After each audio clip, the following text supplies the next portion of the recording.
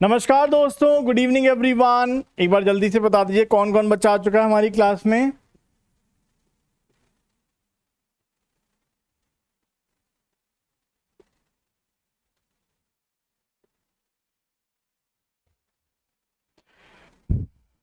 चलिए तो स्टार्ट करते हैं अपना सेशन दोस्तों। तो लास्ट क्लास में दोस्तों हम लोगों ने Markov chain, hidden Markov chain वाला कॉन्सेप्ट देख लिया था। उसमें अब सारी जो ट्रांजिशन मैट्रिक्स होती है या जो जिस तरह से क्वेश्चंस उसमें आ सकते हैं वो हमने देखे थे। आई होप वो सबको क्लियर होंगे दोस्तों। ठीक है, चलिए सो आज की क्लास में हम अगला टॉपिक देख लेते हैं जो कि बहुत ज़्यादा इंपॉर्टेंट नहीं है। मतलब ओवरऑल हमें थोड़ी उस टॉपिक की समझ होनी चाहिए क्योंकि टॉपिक मेंशन है सिलेबस में। लेकिन ओवरऑल अगर आप देखोगे तो ओवरऑल टॉपिक बहुत ज़्यादा इंपॉर्टेंट इसलिए नहीं है क्योंकि उस पे क्वेश्चन कैसा बनेगा मैं आपको दिखाता हूँ। तो आप बोलोगे सर ये जो क्वेश्चन बन रहा है ये हम बिल्कुल बेसिक मेथड से भी कर सकते हैं। तो ऐसा अलग से कोई नई बात नहीं है इस टॉपिक के अंदर। That is called variable elimination method. ठीक है, सो वो आज की क्लास में हम देख लेते हैं होता क्या है, थोड़ा सा बेसिक डेफिनेशन क्या होता है, एक्चुअली चीज़ें क्या हैं, उसमें कौन कौन से 4 बेसिक ऑपरेशंस हैं जो हमें देखने हैं, वो सब देख लेते हैं आज के इस टॉपिक के अंदर।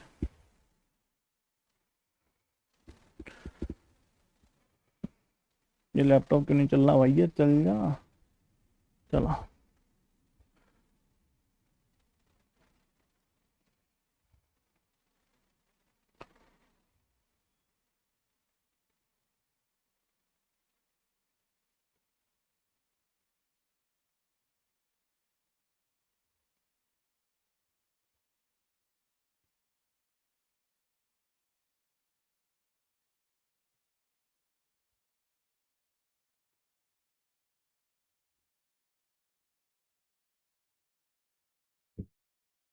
चलिए 1 मिनट दीजिएगा, बस मैं चैट ऑन कर लूँ।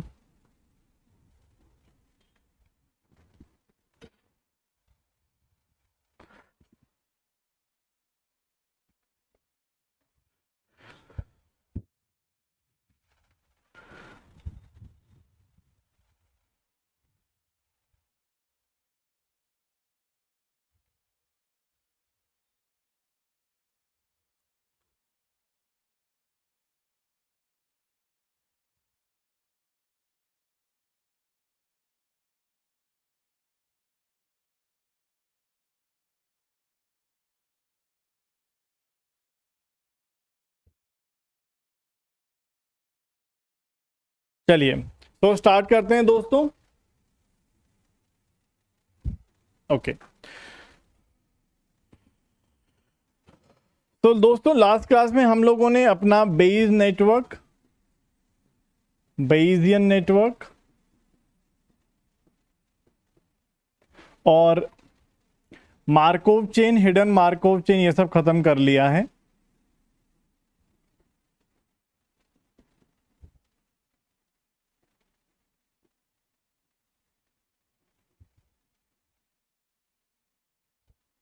ठीक है, चलिए आज की क्लास में हम एक और टॉपिक देख लेते हैं जो आपके सिलेबस में डायरेक्टली मेंशन है। That is called variable elimination method, that is exact inference by variable elimination method. ठीक है, सो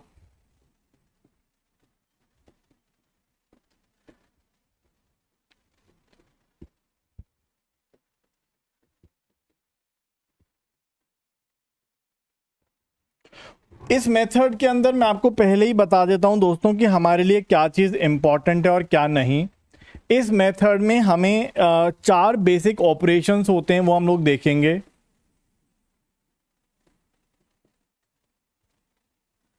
ठीक है ना, 4 बेसिक ऑपरेशंस होते हैं उसके अंदर, वो हम लोग देखेंगे। ये एक्चुअली होता क्या है, बेसिक डेफिनेशन वो हम लोग देखेंगे। लेकिन इसके ऊपर जो सवाल आएगा वो हम लोग डायरेक्टली कर सकते हैं। मतलब हमें वेरिएबल एलिमिनेशन मेथड लगाने की ऐसा नीड नहीं है जहां पर भी हम इसको यूज करें। मतलब जहां पे मान लो अगर कोई क्वेश्चन आता है जिसमें वो कहता है कि भाई वेरिएबल एलिमिनेशन मेथड से आप इसको सॉल्व करो, तो आप बोलोगे यार बिना उसके हम इसको कर सकते हैं। तो मैं आपको करके दिखाता हूं। ठीक है,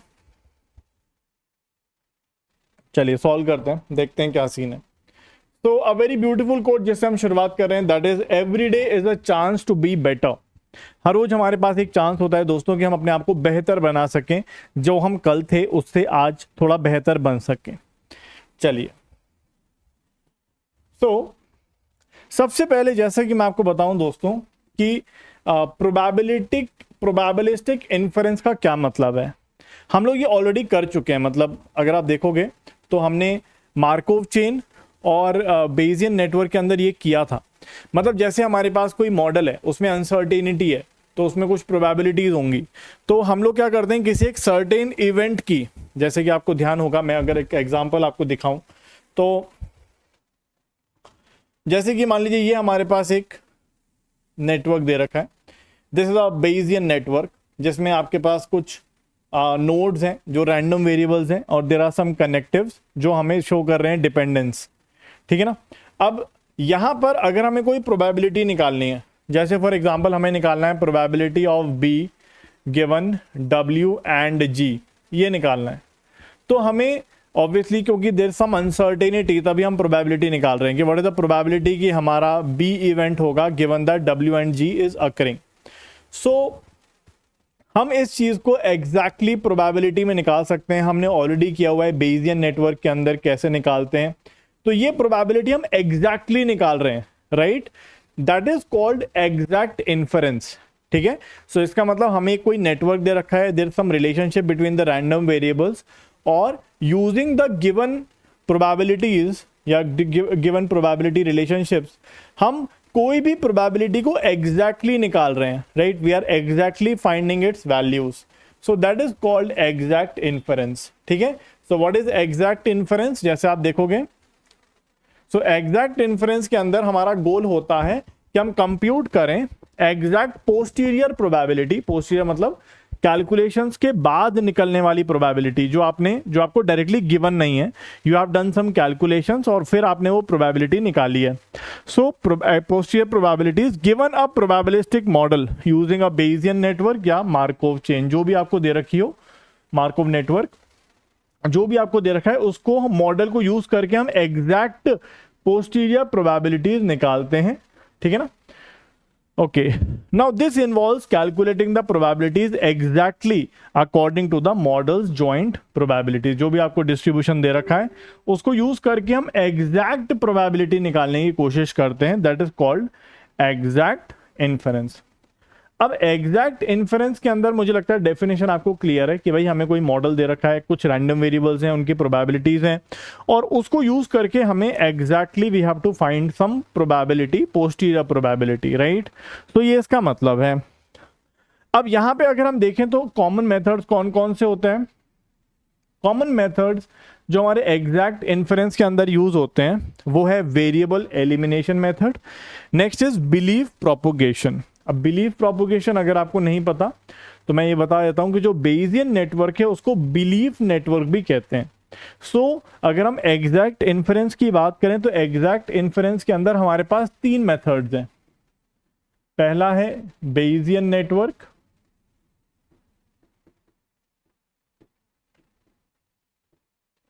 दूसरा है मार्कोव चेन, और तीसरा है वेरिएबल एलिमिनेशन मेथड, ठीक है ना।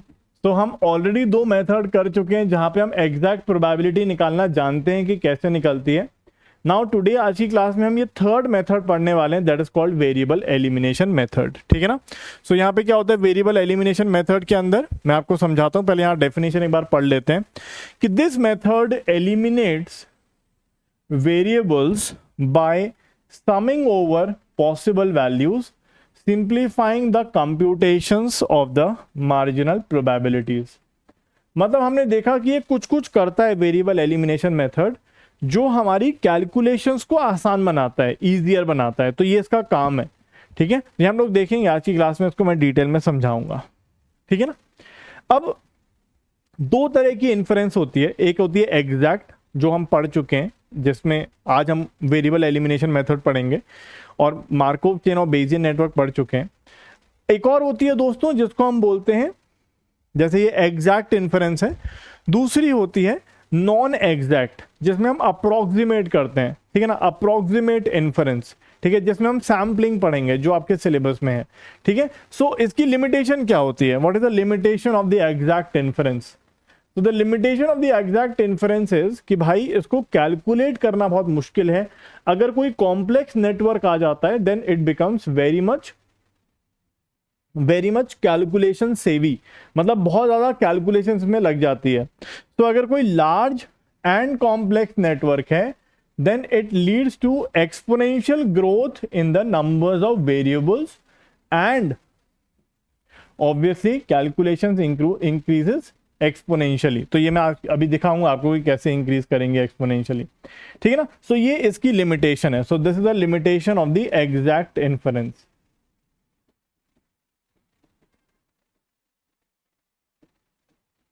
तो अगर हम इसको सम अप करें दोस्तों, जो मैं आपको बताना चाह रहा हूं वो ये है कि there is something called probabilistic inference, मतलब प्रोबेबिलिटी को यूज करके हम कुछ इन्फर कर रहे हैं। उसमें दो होते हैं, एक होता है एग्जैक्ट, एक होता है अप्रोक्सीमेट। एग्जैक्ट इन्फरेंस के अंदर हमने देखा तीन चीजें, और उसमें हमारा जो मोटिव होता है वो हम एग्जैक्ट पोस्टीरियर प्रोबेबिलिटी निकालना चाहते हैं। लेकिन इसमें एक प्रॉब्लम है। क्या प्रॉब्लम है कि यार अगर हमारे पास बहुत लार्ज नेटवर्क है then it leads to exponential increase in the calculations and the computations। तो ये इसकी बात हो गई, डेफिनेशन हो गई, और इसकी लिमिटेशन आपके सामने आ गई। अब जैसे फॉर एग्जांपल ये हमारे पास एक बेसियन नेटवर्क दे रखा है दोस्तों, हमें ये सॉल्व करना आता है, we know how to solve it, right. हमें ये सॉल्व करना आता है, हमसे अगर कोई कुछ पूछेगा तो हम उसको कैलकुलेट करके दे सकते हैं, हमने ये किया हुआ है। जैसे फॉर एग्जांपल दोस्तों ये वही चीज है, वही डेफिनेशन है पीछे जो मैंने आपको बताई थी। प्रोबेबिलिस्टिक इन्फरेंस की क्या डेफिनेशन होती है। Probabilistic inference involves computing probabilities and making predictions based on the probabilistic model. Probabilities को यूज करके प्रेडिक्शन करता है। It is widely used in field of statistics, machine learning etcetera. और ये दो तरह का होता है, that is called exact inference and approximate inference. ठीक है ना, एग्जैक्ट वाला हम पढ़ रहे हैं। अब जैसे फॉर एग्जांपल दोस्तों ये हमारे पास, काम करता हूँ स्लाइड को ऊपर नीचे कर देता हूँ। देखिए जैसे मान लीजिए ये हमारे पास एक पूरा नेटवर्क हमें दे रखा है, बेसियन नेटवर्क, और हमसे कहता है कि what is the probability that burglary is happening given that doctor Watson and miss Gibbons both call, दोनों ने कॉल किया। ठीक है ना, तो यहां पे आप देखोगे दोस्तों हमें क्या निकालना है, प्रोबेबिलिटी दैट बर्गलरी हैपन्स। ठीक है ना, अब यहां पे एक्चुअली इसमें लिखा हुआ नहीं है कि कौन सी चीज क्या है, मैं बी को बर्गलरी मान लेता हूं। ठीक है ना, so probability that burglary is happening given that Dr. Watson and Gibbons call, so Watson and Gibbons call। ठीक है, ये हमें निकालना है। अब ये हमें निकालना आता है, we have done it in the Bayesian network. ठीक है, इसमें कोई परेशानी नहीं है। लेकिन यहां पर मैं आपको वेरिएबल एलिमिनेशन का रास्ता दिखाना चाहता हूं कि वेरिएबल एलिमिनेशन होता क्या है, और यहां पर कुछ और बातें भी हैं।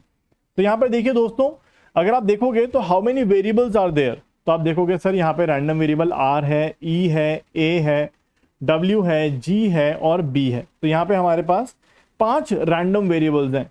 ठीक है, लेकिन हमारे इसके अंदर सिर्फ 3 यूज हुए, इन तीनों के कुछ नाम होते हैं दोस्तों। ठीक है, तो यहां पे आप देख सकते हो कि B is a query variable, B is a query variable,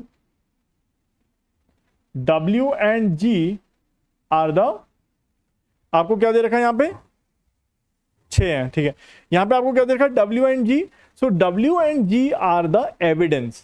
ठीक है, मतलब हमें ये क्वेरी है और ये हमें गिवन है, ये एविडेंस है कि भाई ये हमें पता है। So these are called evidence variables, या इसको एविडेंस कह सकते हैं। और यहां पर A, E and R, these are hidden variables। ठीक है, ये हमारे पास हिडन वेरिएबल्स हैं। ठीक है, ये हमारे पास हिडन वेरिएबल्स हैं। तो यहां पे 3 तरह के वेरिएबल्स बस नाम देने की कोशिश की गई है, बाकी हमें सॉल्व करना ही आता है। कैसे करना है हम करेंगे आज की क्लास में, ये वाला क्वेश्चन भी सॉल्व करेंगे। तो यहां पे देखिए दोस्तों 3 तरह के वेरिएबल्स होते हैं।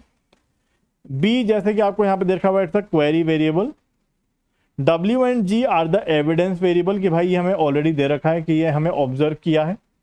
और जो भी बचे हुए वेरिएबल्स हैं जैसे A, E and R, these are called the hidden variables, क्योंकि वो यहाँ पर नहीं आए हैं। तो यहाँ पे 3 तरह के रैंडम वेरिएबल्स हो गए।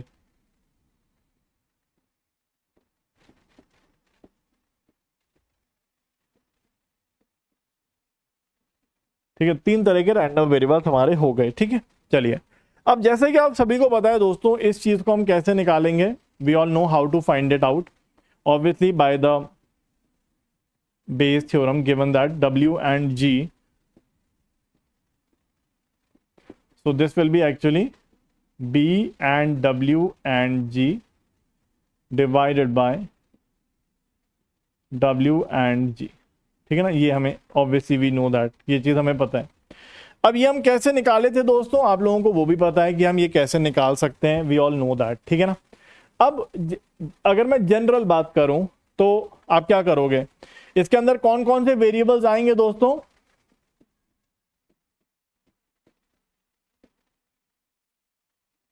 हम कौन कौन से वेरिएबल्स ऐड करेंगे अगर आपको ध्यान हो तो अपने इस डायग्राम को देखो, याद करो, हमें बी, डब्ल्यू और जी याद है कौन कौन से वेरिएबल्स आएंगे। तो आप बोलोगे सर बी तो किसी पे डिपेंड नहीं कर रहा है, राइट, बी किसी पे डिपेंड नहीं कर रहा है, डब्ल्यू और जी ए पे डिपेंड कर रहे हैं, ए बी और ई पे डिपेंड कर रहा है, और फिर आर पे तो कोई डिपेंड नहीं कर रहा। तो किसी को याद है यहां पे कौन कौन से वेरिएबल्स इंक्लूड होंगे। तो हमें क्या चाहिए, B, W and G. B किसी पे डिपेंड नहीं कर रहा है, डब्ल्यू और जी ए पे डिपेंड कर रहे हैं, और ए ई पे डिपेंड कर रहा है, और बी पे डिपेंड कर रहा है। तो आप सभी को याद होगा दोस्तों, हम लोगों ने ये किया था कि इसके अंदर जैसे कि आप देखोगे यार, बी की वैल्यू तो फिक्स है कि बर्गलरी होनी चाहिए, डब्ल्यू की वैल्यू फिक्स है कि उन्होंने कॉल किया, जी की वैल्यू फिक्स है, मतलब ये तीनों ट्रू हैं। इसके बाद डब्ल्यू और जी ए वेरिएबल को लेके आएंगे। अब मैंने ए छोटा क्यों लिखा है, क्योंकि A can be true can be false, दोनों कंडीशन लेनी पड़ेगी हमें, right. B is true, W is true, G is true, ये तीनों ट्रू हैं, लेकिन A can be true can be false, दोनों हो सकता है। उसके बाद ए जो है वो बी को भी लेके आएगा, लेकिन बी ऑलरेडी यहां पर है, फिर वो लेके आएगा ई को। क्या आर आएगा यहां पे, क्या आर आएगा दोस्तों, क्या आर को हम इंक्लूड करेंगे यहां पे।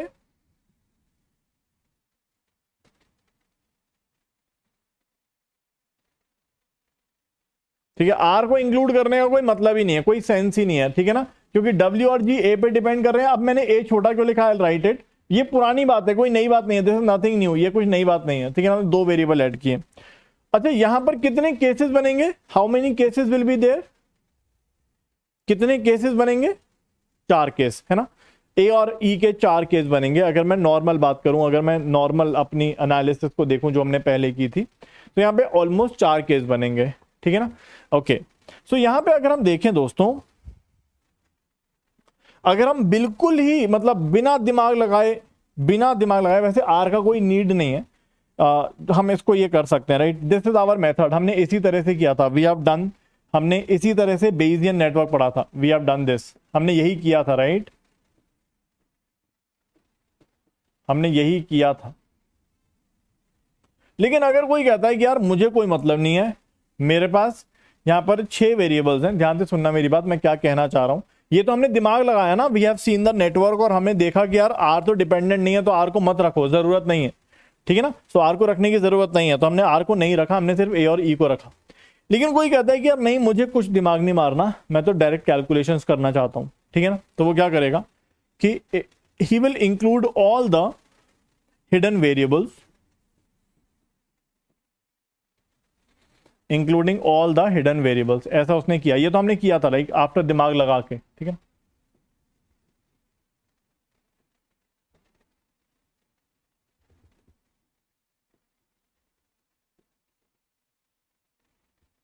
वी रिमूव आर, हमने आर को रिमूव किया था, वो ठीक है, इसमें कोई गलती नहीं है, ठीक है, this perfectly fine.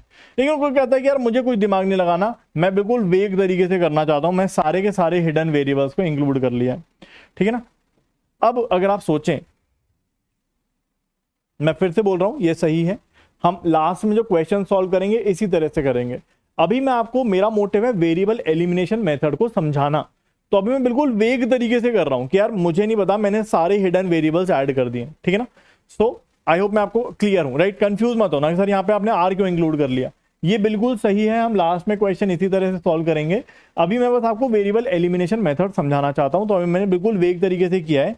I have included all the hidden variables.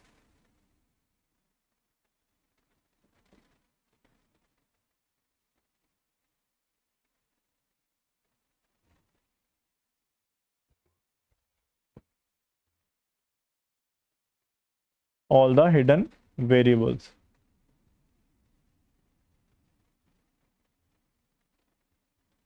ठीक है। फाइनली ये उतर हट ही जाएगा, आर हटेगा, लेकिन मैं आपको यहाँ पे वेरिएबल एलिमिनेशन मेथड समझा रहा हूं। मैं फिर से आपको बोलता हूं कि हमें वेरिएबल एलिमिनेशन मेथड सिर्फ देखना है कि होता क्या है। फाइनली हम इसको ऐसे ही करने वाले हैं, ये जो क्वेश्चन आएगा हम इसको ऐसे ही करेंगे जैसा हमने बेसियन में किया था। ओके चलिए, तो बिल्कुल वेग तरीके से हमने ऐसा किया कि भाई हमें ये चीज चाहिए। अब सोच के देखिए दोस्तों, इस प्रोबेबिलिटी को हम लिखेंगे कैसे। यहाँ पे कौन कौन से वेरिएबल फिक्स है और कौन कौन से वेरिएबल है, मतलब कौन कौन से चेंज हो सकते हैं। तो आपको पता है कि सर यहाँ पे B, W and G fix है, वो ट्रू होना चाहिए। ए, ई और R can be true, can be false, ठीक है ना। तो यहां पर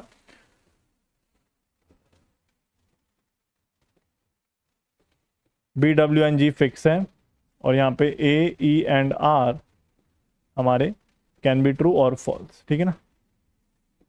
अब कोई बोलेगा कि सर अगर हमें ये प्रोबेबिलिटी निकालनी है,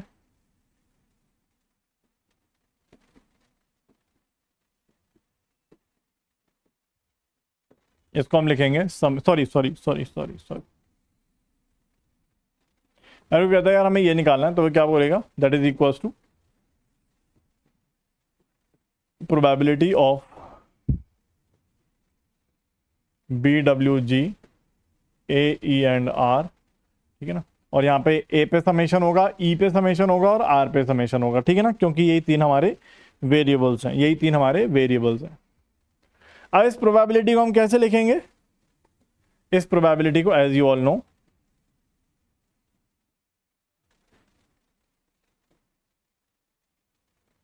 हम सबसे नीचे से शुरुआत कर सकते हैं। जैसे कि हम शुरुआत कर सकते हैं सबसे नीचे से, डब्ल्यू और जी से कर सकते हैं शुरुआत, ठीक है। तो हम क्या कर सकते हैं, प्रोबेबिलिटी डब्ल्यू गिवन, आप देखोगे यहाँ पे आएगा तो सब कुछ नीचे, लेकिन डब्ल्यू सिर्फ ए पे डिपेंड कर रहा है। आएगा तो सब कुछ वैसे नीचे, लेकिन डब्ल्यू सिर्फ ए पे डिपेंड कर रहा है,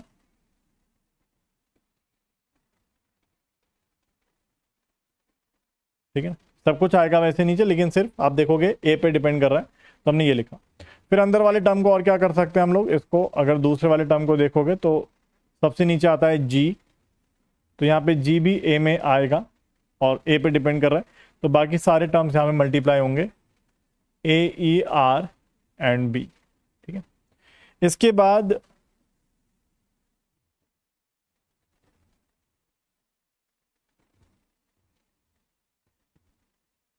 अगर हम प्रोबेबिलिटी ऑफ ए लिखें, तो ए गिवन आएगा तो सब कुछ बी, बी, ई, आर ऐसा बनेगा, ठीक है ना।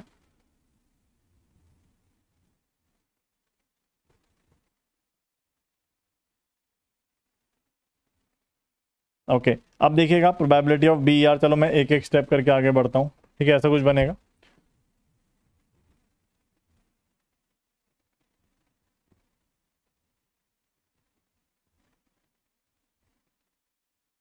यहां पे अगर आप देखोगे तो बी इंडिपेंडेंट है, ठीक है ना, और ई इंडिपेंडेंट है, तो आर गिवन ई आएगा, प्रोबेबिलिटी ऑफ ई आएगा, प्रोबेबिलिटी ऑफ बी आएगा। क्या ये सही है, एक बार देखिए। ये हम लोगों ने ऑलरेडी किया हुआ है, एक बार आप देख सकते हो, किसी को बच्चे को परेशानी इसमें नहीं होनी चाहिए। यहाँ पे ए पे समेशन है, ई पे समेशन है, आर पे समेशन है, तो ये कहानी बनेगी हमारी। एक बार आप देख लीजिए, मैं बिल्कुल नॉर्मल तरीके से कर रहा हूँ, इसमें कोई बड़ी बात मैंने नहीं करी है, मैं आपको सिर्फ वेरिएबल एलिमिनेशन मेथड समझाना चाहता हूँ। बताइए यहां तक पहुंच गए आप लोग, एक बार जल्दी से बताइए।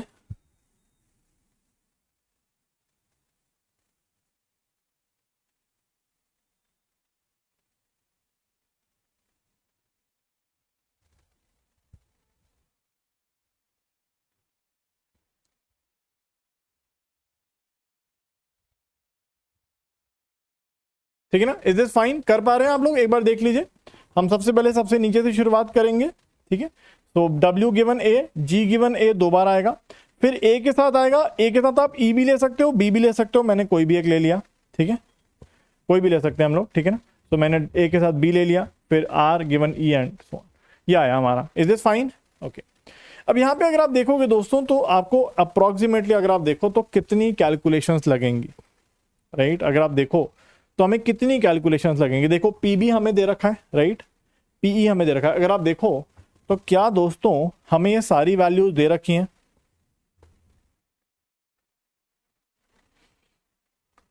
अच्छा एक सेकंड, एक सेकंड, एक गलती हुई है। कहाँ गलती हुई है, कोई बता सकता है? एनीवन? यहाँ पे एक गलती है, कोई बता सकता है कहाँ पे गलती है? एक एक पॉइंट में, एक प्रोबेबिलिटी में गलती है। एनीवन? एक प्रोबेबिलिटी में गलती है। चलिए मैं ही कर देता हूं। देखिए यहां पर जब हम लिखेंगे ना दोस्तों ये वाली प्रोबेबिलिटी, जैसे ये है, तो इसको हम लिखेंगे तो आएगा प्रोबेबिलिटी ऑफ ए, और फिर हम गिवन लिखेंगे तो ए जो है वो बी और ई दोनों पे डिपेंड कर रहा है, राइट। और फिर आएगा probability of B E R, A दोनों पे डिपेंड कर रहा है ना। यहाँ पे आर गिवन ई, और फिर ई और आर अलग अलग आ जाएंगे, मतलब वो तो किसी पे डिपेंड ही नहीं कर रहे हैं, तो इस तरह से बनेगा, ठीक है।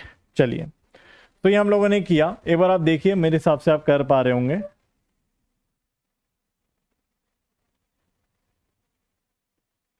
चलिए ठीक है ना। हाँ, ए गिवन बी और ई, क्योंकि ए जो है वो दोनों पे डिपेंड कर रहा है, राइट, ए दोनों पे डिपेंड कर रहा है। तो जब हम ए वाली लिखेंगे तो ए गिवन बी और ई दोनों आएगा। अब अगर आप देखो दोस्तों तो क्या हमें ये सारी प्रोबेबिलिटीज गिवन है? देखो पी बी गिवन है, पी ई गिवन है, बी वाली फिक्स है क्योंकि बी की वैल्यू ट्रू है, ई वेरी करेगा ट्रू या फॉल्स क्योंकि समेशन भी है यहाँ पे, ठीक है।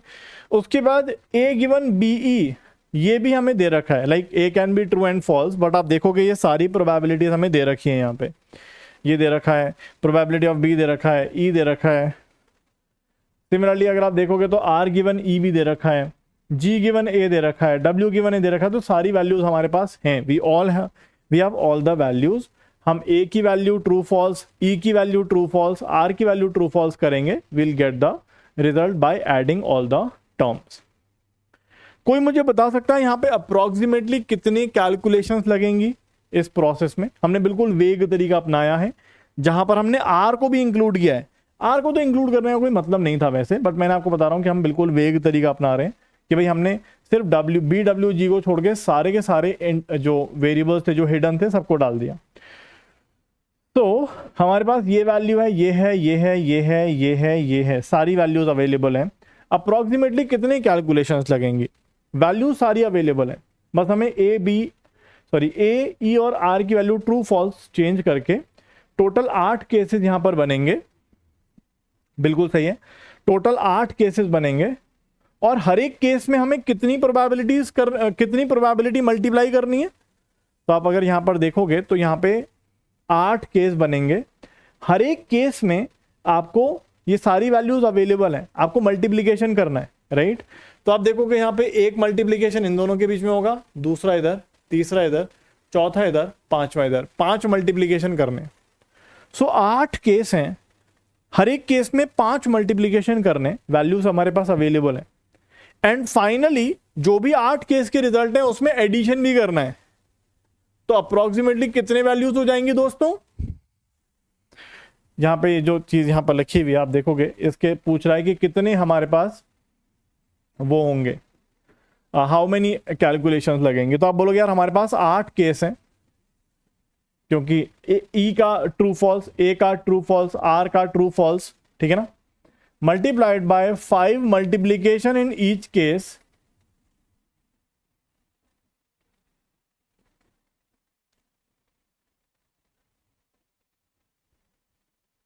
और उसके बाद क्या हमें फाइनली जो हमारे पास 8 प्रोबेबिलिटीज आएंगी 8 केसेस की, उनको ऐड भी करना है।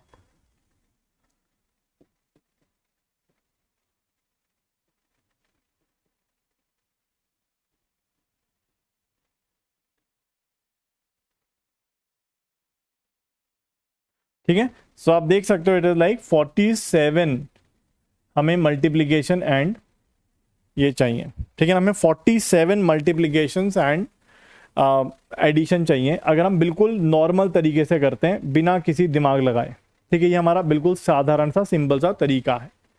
क्या ये बात आपको क्लियर है सबको?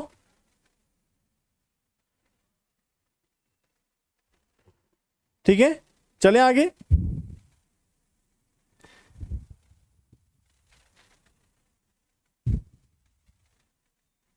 चलिए, तो ये एक छोटी सी मैंने एक बात बताई है कि यार यहाँ पे बहुत सारे कैलकुलेशंस हमारे लग रहे हैं, लेकिन अगर हम थोड़ा दिमाग लगाएं दोस्तों,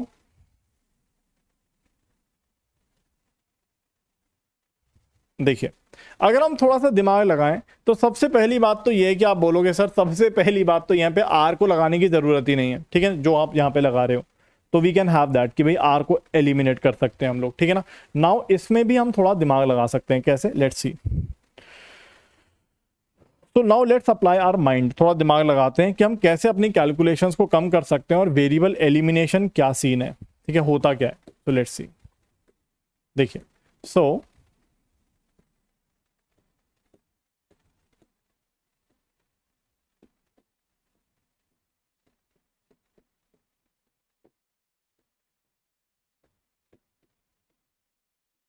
देखिए, तो हम क्या करने वाले हैं, मैं आपको थोड़ा सा हिंट देता हूं। हमारे पास लास्ट एक्सप्रेशन ये था दोस्तों, हमारे पास लास्ट एक्सप्रेशन ये था A R and E.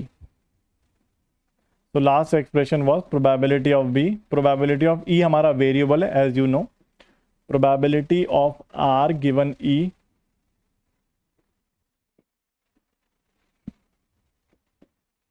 Probability of A given B comma E, और क्या क्या था, probability of W given A, probability of G given A, यही थे ना, 1 2 3 4 5 6, यही 6 टर्म थे, ठीक है।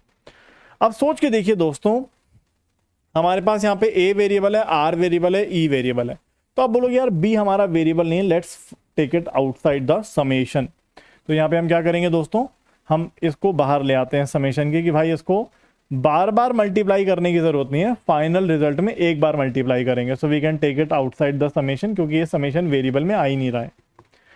ओके, अब हम क्या करते हैं दोस्तों, समेशंस को एक साथ लेके जाते हैं। कैसे, देखो आप ए वाले समेशन को इधर रख लो,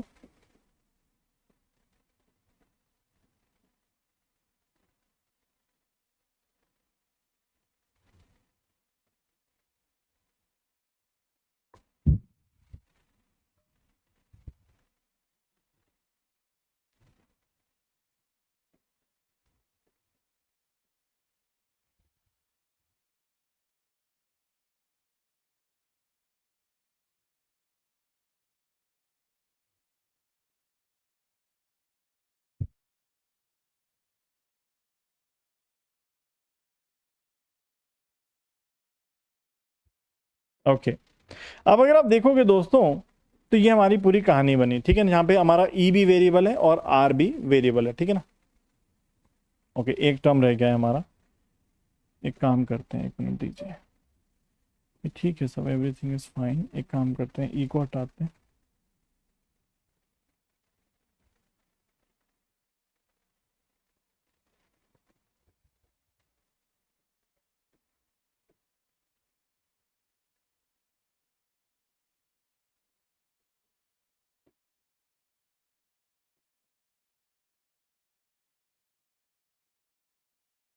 हमने समेशंस को थोड़ा आगे पीछे कर दिया है, ठीक है।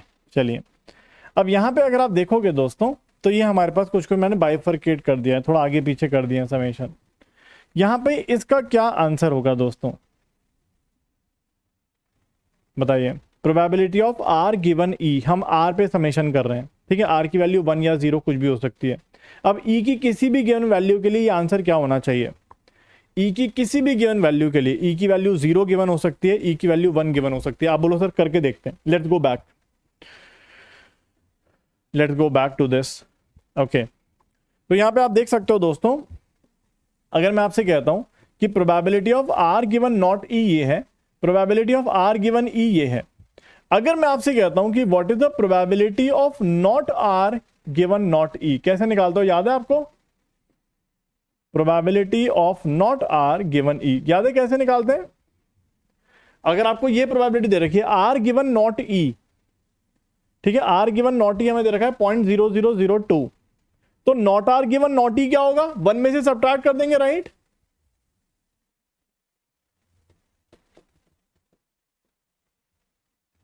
और नीचे वाले में 1 माइनस 0.9। इसका मतलब अगर मैं ई की वैल्यू कुछ भी रख लूं, ई की वैल्यू 0 रखूं या 1 रखूं, अगर आर मेरा वेरिएबल है तो एडिशन क्या आएगा? ई की वैल्यू कुछ भी रखूं 0 या 1, अब आर की वैल्यू 1 है या 0 है, अगर मैं दोनों प्रोबेबिलिटीज को ऐड करूं तो मुझे 1 मिलता है, राइट? जो मैंने ये हमने पहले भी यूज किया हुआ है, राइट? तो आप देख सकते हो कि सर इसका मतलब ये वाला जो समेशन है ये हमें 1 देने वाला है, और वो वैसे भी एलिमिनेट, जैसे मैं आपको पहले ही समझा रहा था कि वो एलिमिनेट ही होना है आर, तो हमने एलिमिनेट कर भी दिया मैथमेटिकली। नाउ अब हमारे पास ये एक्सप्रेशन तो खत्म ही हो गया, ये तो 1 बन गया। अब यहां पर हमारे पास सिर्फ ये 2 एक्सप्रेशन बचे, probability of B, summation of probability of E, ठीक है, multiplied by summation of probability of ए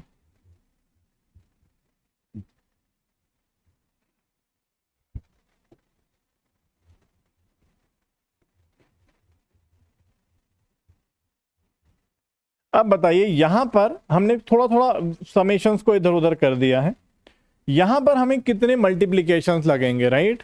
सोच के देखिए यहां पर हमें कितने कंप्यूटेशंस लगेंगे या मल्टीप्लिकेशंस लगेंगे, जो भी है, यहां पर हमें कितने कंप्यूटेशंस लगेंगे या कितने मल्टीप्लिकेशंस लगेंगे। यही एक्सप्रेशन यहां पे लिखा हुआ भी है, आप देख सकते हो, सेम एक्सप्रेशन है। So what do you think यहां पर हमें कितने कैलकुलेशंस लगेंगे?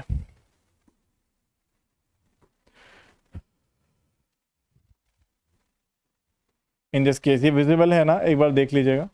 तो यहां पर हमें कितने कैलकुलेशंस लगेंगे? वैल्यूज हमें सबकी पता है, ये पता है, ये पता है, ये पता है, ये पता है, सब पता है। सोच के देखिए यहां पर हमें कितने कैलकुलेशंस लगेंगे।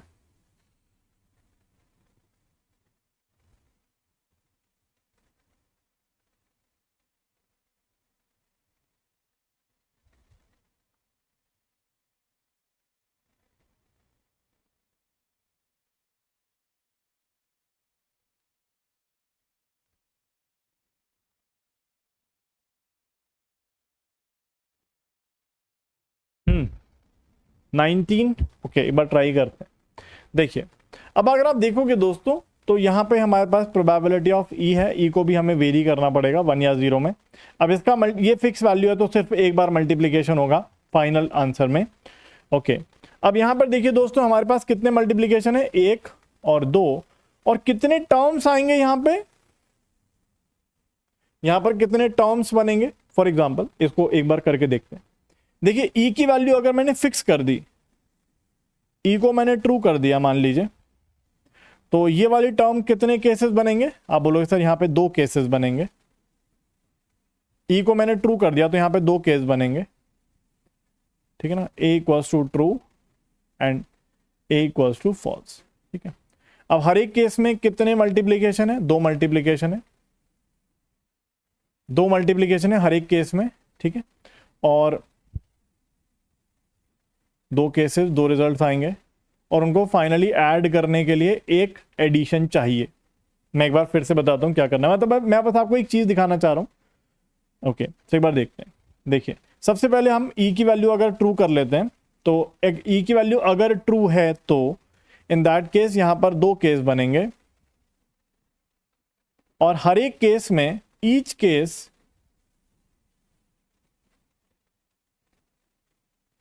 आप देखोगे हमें 2 मल्टीप्लीकेशन करने हैं,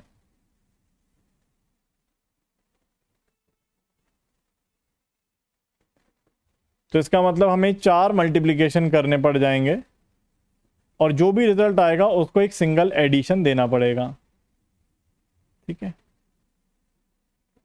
तो टोटल 5 हो गए, तो जो भी अंदर वैल्यू आएगी उसको फिर पीई से मल्टीप्लाई भी करना है। जो भी अंदर वैल्यू आई है 5 कैलकुलेशंस करने के बाद उसको पीई से मल्टीप्लाई भी करना है, तो टोटल 6 कैलकुलेशन हो गई, ठीक है ना। सो मैं एक बार फिर बताता हूं, अंदर वाले के एक सिंगल केस को करने के लिए हमें 2 मल्टीप्लीकेशन करने हैं, 2 केस बनेंगे तो 4 मल्टीप्लीकेशन हो गए, और जो रिजल्ट है उसको ऐड करने के लिए तो एक तो 5 टोटल कैलकुलेशन, फिर एक पीई से मल्टीप्लाई करना है तो 6ठा कैलकुलेशन हो जाएगा। फिर उसके बाद दोस्तों ई के फॉल्स के लिए हम सॉल्व करेंगे, तो ई के ट्रू के लिए 6 कैलकुलेशन हो गई।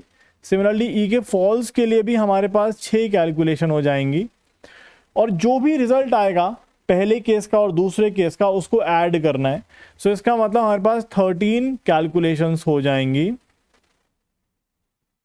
6 पहले केस में, 6 दूसरे केस में और एक एडिशन वाली, तो 12 कैलकुलेशंस हो जाएंगी। और जो भी रिजल्ट है हमारा उसको हमें पीबी से मल्टीप्लाई करना है, तो आप बोलोगे हमारे पास टोटल 14 कैलकुलेशंस हो जाएंगी। बताइए क्या ये सही है? टोटल 14 कैलकुलेशंस हो जाएंगी। एक बार आप देखिए क्या ये सही बात है? तो अंदर हमें टोटल 4 मल्टीप्लीकेशन, एक एडिशन, फिर बाहर एक मल्टीप्लीकेशन, तो 6 टोटल हो गया। दूसरे वाले में भी 6 टोटल में, फिर ऐड करना है 13 एंड फाइनल मल्टीप्लाई करना है 14।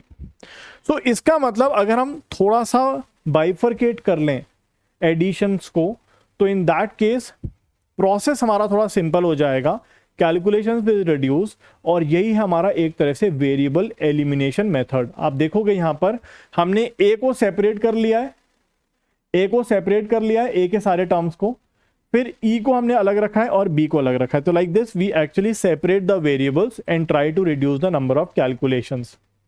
ठीक है, यही है हमारा वेरिएबल एलिमिनेशन मेथड, जिसको मैं 1-2 और एग्जांपल से आपको समझाऊंगा। लेकिन मैंने जैसे आपको स्टार्टिंग में ही बताया था कि ये मेथड सिर्फ हमें समझना है कि होता क्या है, व्हाट इज वेरिएबल एलिमिनेशन। ये बड़े बड़े कैलकुलेशंस में काम आ सकता है जब हम प्रोग्रामिंग करेंगे तब, लेकिन एग्जाम में हमें इसकी डेफिनेशन थोड़ी पता होनी चाहिए, हमें पता होना चाहिए होता क्या है।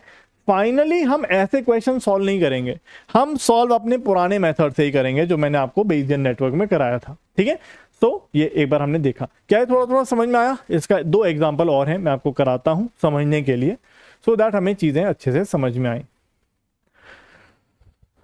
Is this okay? थोड़ा थोड़ा समझ में आया दोस्तों?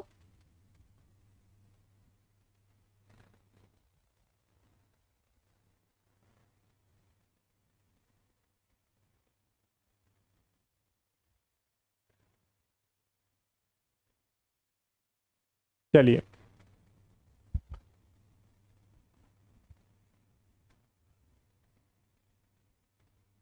ठीक है, चलिए अब जैसे मैं आपको 2 एग्जांपल से और थोड़ा थोड़ा समझाने की कोशिश करता हूं, हो सकता है इस टाइप का क्वेश्चन भी आपके पेपर में आ जाए। देखिए दोस्तों, let us consider a simple example of directed chain of 5 random variables. ठीक है, आप मान के चलो कि हमारे पास 5 रैंडम वेरिएबल्स हैं जो इस तरह से डायरेक्टेड चेन में है। ठीक है ना, इस तरह से डायरेक्टेड चेन में है। ठीक है, हमारे पास वेरिएबल्स हैं ए बी सी डी ई। ठीक है, अगर मान लेते हैं दोस्तों कि हमारे पास for simplicity suppose that each variable can take n number of values, हम अगर मान लें कि हमें n नंबर ऑफ वैल्यूज हर एक वेरिएबल पकड़ लेता है। ठीक है ना, ठीक है। अब अगर आपसे कोई कहता है कि यार हमें ये प्रोबेबिलिटी निकाल कर दो, ठीक है, हमें ये प्रोबेबिलिटी निकाल कर दो,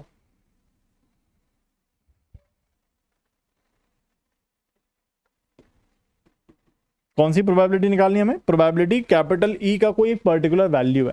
हमें बताया गया है कि भाई हर एक वेरिएबल, 5 रैंडम वेरिएबल है हमारे पास, हर एक वेरिएबल n वैल्यूज पकड़ सकता है। तो अगर आपसे कोई कहता है कि आप probability capital E is equal to small E, तो आप क्या करोगे? जैसे मैंने आपको बताया बिल्कुल वेग तरीका क्या होगा, बिल्कुल कि भाई बिल्कुल सिंपल सा तरीका क्या होगा, तो आप बोलोगे यार जितने भी हिडन वेरिएबल्स हैं सबको एक ब्रैकेट में डालो और उसको सॉल्व करो। तो आप क्या लिखोगे? प्रोबेबिलिटी ऑफ ई वाला वेरिएबल तो स्मॉल ई हो गया, फिक्स हो गया ये तो, लेकिन बाकी सारे वेरिएबल्स फिक्स नहीं है। ए फिक्स नहीं है, बी फिक्स नहीं है, सी फिक्स नहीं है, डी फिक्स नहीं है, सारे हिडन वेरिएबल्स हमने यहां पे डाल दिए।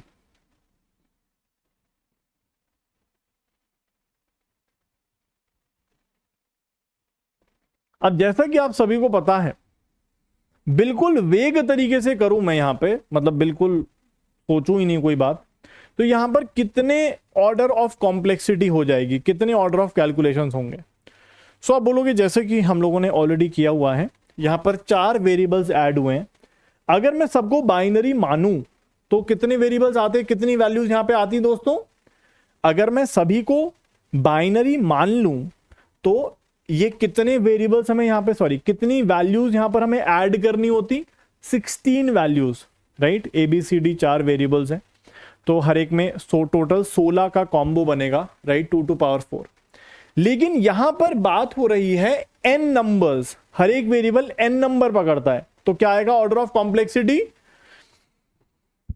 वैसे आप लोगों ने मतलब अगर महसूस किया है तो एक बात शायद देखी हो, कभी दिवाली के आसपास वाला जो मौसम है नवरात्रों वाला, क्या एक अलग सी खुशबू नहीं आ जाती है एनवायरनमेंट में?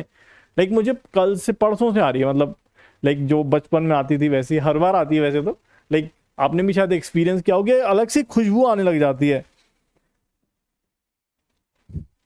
चलिए, तो यहां पे अगर हम देखें तो order of complexity will be n to power 4। अगर हम बाइनरी मानेंगे तो 2 टू पावर 4, लेकिन अगर हम मान के चलेंगे कि n नंबर ऑफ वेरिएबल्स हैं तो it's like 10 n to power 4 या 2 टू पावर 4 जो भी है। तो ये हमारी कॉम्प्लेक्सिटी का ऑर्डर हो गया, ठीक है। अब ध्यान से सुनिएगा, इसको हम है ना, चलिए नाइस। अब लेकिन जैसा कि आप सभी को पता है, जैसे मैंने वही बात बताई आपको कि हमारे पास order of complexity n to power 4 हो जाएगी अगर हम बिना किसी दिमाग लगाए, बिना बिल्कुल वेग तरीके से दिमाग कुछ भी बिना सोचे करें। लेकिन जैसा कि आप सभी को, तो आप जैसे मैंने आपको बताया ना कि हमारे पास exponential number of operations in the number of variables, ठीक है ना। सो आप देख सकते हो कि जैसे मैं आपको बता रहा था कि एग्जैक्ट इन्फरेंस के अंदर जैसे जैसे नंबर ऑफ वेरिएबल्स बढ़ते हैं तो आप देखोगे there is exponential relationship in the order of complexity, ठीक है। लेकिन जैसा कि आप सभी को पता है कि यार इसको हम कैसे सॉल्व कर सकते हैं दोस्तों, एज यू ऑल नो,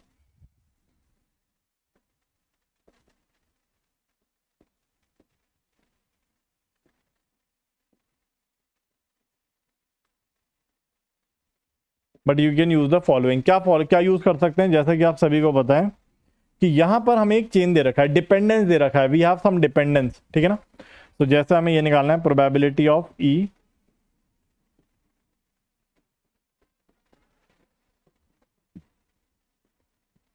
इसको हम क्या लिखेंगे, ध्यान से सुनिएगा। प्रोबेबिलिटी ऑफ, जैसा कि आप सभी को पता है हमेशा नीचे से शुरुआत करते हैं, हम लोग नीचे से शुरुआत करते हैं।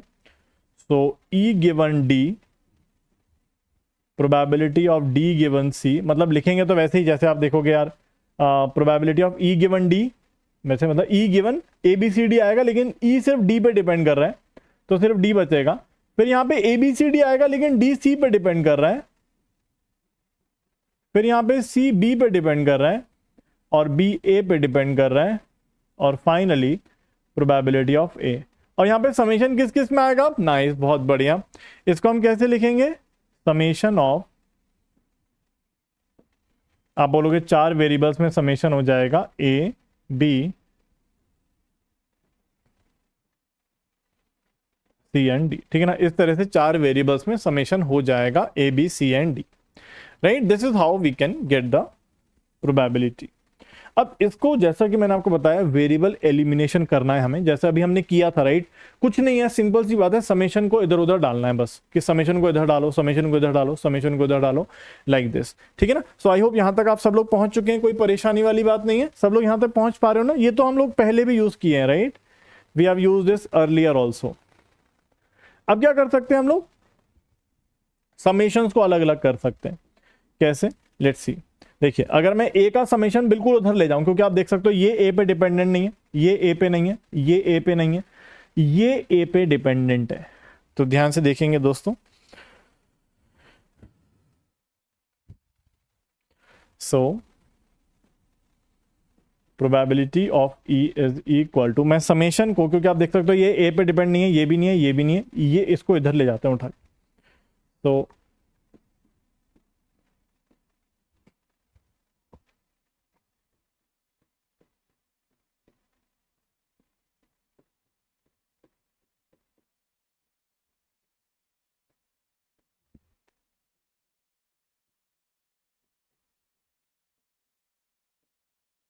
अगर मैं बाइनरी मान लेता हूं,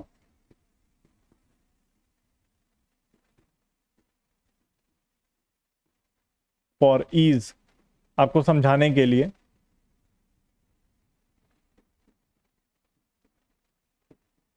अभी बी पे समेशन है, सी पे है और डी पे है।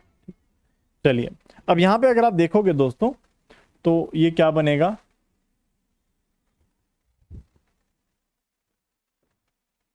ये क्या बनेगा, अगर हम यहां पर देखें तो एक ही सारी वैल्यूज हम यहां पे डाल रहे हैं, ठीक है ना।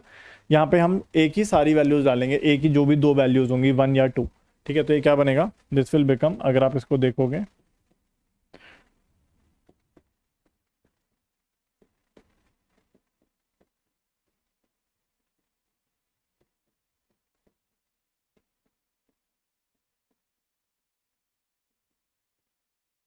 ठीक है, ये बन जाएगा।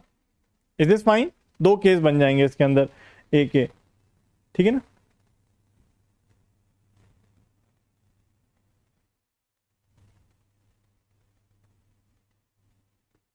ठीक है, चलिए ठीक है। तो ये किसका फंक्शन बन जाएगा, ये किस चीज का फंक्शन बन जाएगा, अगर हम देखें तो यहाँ पे कौन सी चीज अब वेरिएबल रह जाएगी, ए तो खत्म हो जाएगा, ए तो खत्म हो जाएगा। अब यहाँ पे वेरिएबल कौन सा रह जाएगा,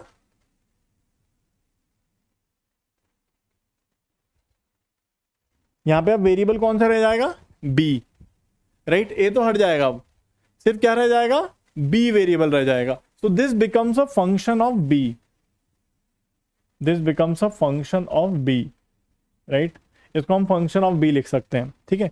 अब यहां पर दोस्तों ध्यान से सुनिएगा, अब मैं बी को लेके जाता हूं उधर, क्योंकि आप देखोगे ये बी पे डिपेंड नहीं है, ये बी पे डिपेंड नहीं है, will take it there, B को उधर लेके जाते हैं,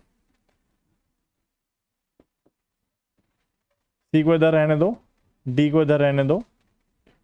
तो E given D, D given C. अब आप देखिए ये फंक्शन ऑफ बी है,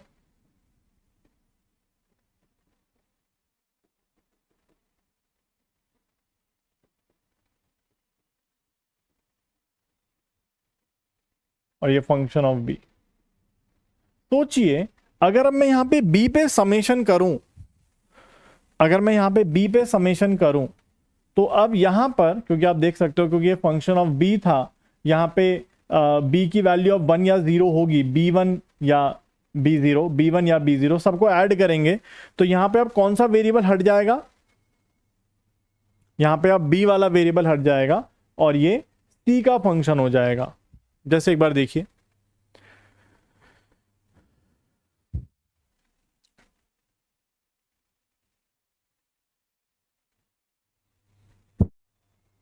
क्या आप लोग समझ पा रहे हैं बात को, जैसे एक बार सोच के देखिए, मैं थोड़ा सा और एक्सप्लेन करने की कोशिश करता हूं। ओके, तो एक काम करते हैं, मैं आपको थोड़ा छोटा लाइक समझाने की कोशिश करता हूं। Let's try to see it here, यहां पे समझाते हैं, एक मिनट रुको।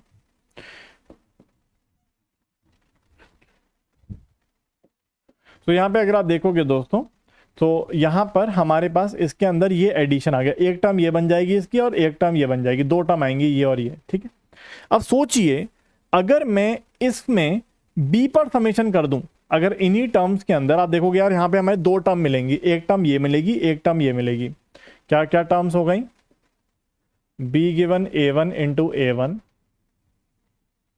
Plus probability of B given a0 into a0। सोचिए ये हमारे पास ऑब्वियसली, क्योंकि अब ए तो खत्म हो गया, अब बचा बी, तो ये फंक्शन ऑफ बी है, राइट। अब सोचिए अगर मैं इसमें समेशन ऑफ बी कर दूं तो क्या बचेगा, 1 आएगा या प्रोबेबिलिटी ऑफ बी आएगी। अगर मैं यहां पे समेशन ऑफ बी कर दूं तो आंसर 1 आएगा या प्रोबेबिलिटी ऑफ बी आएगी।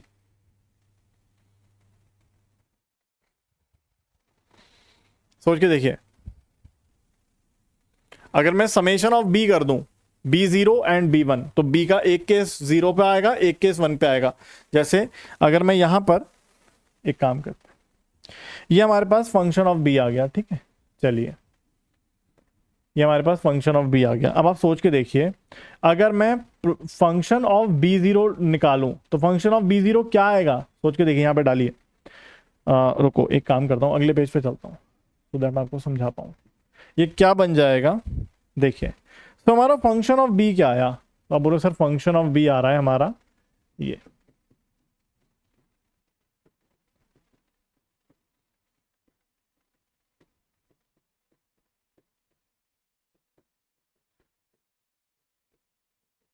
अब यहाँ पे देखिए, अगर मैं आपसे कहता हूँ फंक्शन ऑफ बी जीरो क्या होगा, तो आप बोलोगे सर यहाँ पे बी की जगह बी जीरो फिक्स कर दो। ये कौन सा इक्वेशन दिख रहा है आपको, ये कौन सा इक्वेशन दिख रहा है? ये आप लोगों ने मैथमेटिक्स में भी पढ़ा होगा, पुनीत सर ने भी पढ़ाया होगा। ये अगर आप देखोगे फंक्शन ऑफ बी जीरो क्या दिख रहा है दोस्तों, अगर आप देखो, और similarly function of B one क्या दिख रहा है?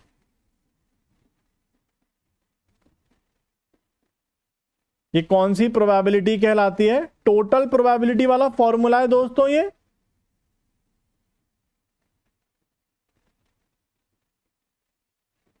क्या ये टोटल प्रोबेबिलिटी वाला फॉर्मूला? यस। तो आप कह सकते हो कि ये फंक्शन ऑफ बी है, बिल्कुल सही है, कोई परेशानी नहीं है। Function of B naught is actually probability of B naught, function of B one is probability of B one. अब ध्यान से देखिए, आई होप ये सबको समझ में आ रहा है, कोई दिक्कत नहीं है। सो हमने क्या किया, इस वाले टर्म को लिख दिया फंक्शन ऑफ बी वन, जो कि बिल्कुल सही है। अब ये फंक्शन ऑफ बी वन इधर आ जाएगा, फंक्शन ऑफ बी सॉरी, और इसमें बी का समेशन आ रहा है। अब देखिए दोस्तों, अब ये फंक्शन बी का समेशन आ रहा है, जैसा कि आप सभी को पता है कि function of B is nothing but probability of B. तो इस वाले टर्म को हम कैसे देखेंगे दोस्तों, क्या ये टर्म ऐसी हो जाएगी,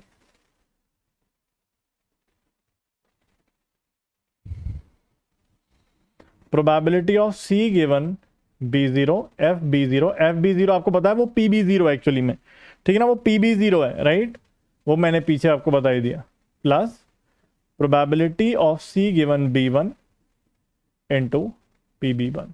तो आप देख सकते हो कि ये जो चीज है ये टोटल प्रोबेबिलिटी ऑफ सी वाला केस बन रहा है, and this becomes function of C. Is this fine? तो अगर आप देखोगे तो ये एक्चुअली ये फंक्शन ऑफ सी बन गया, ठीक है। और अगर हम देखें F C zero is probability that C equal to C zero, and similarly F C one is probability that C equal to C one. आप लोग समझ पा रहे हैं इस बात को? एक बार जल्दी से देखिए,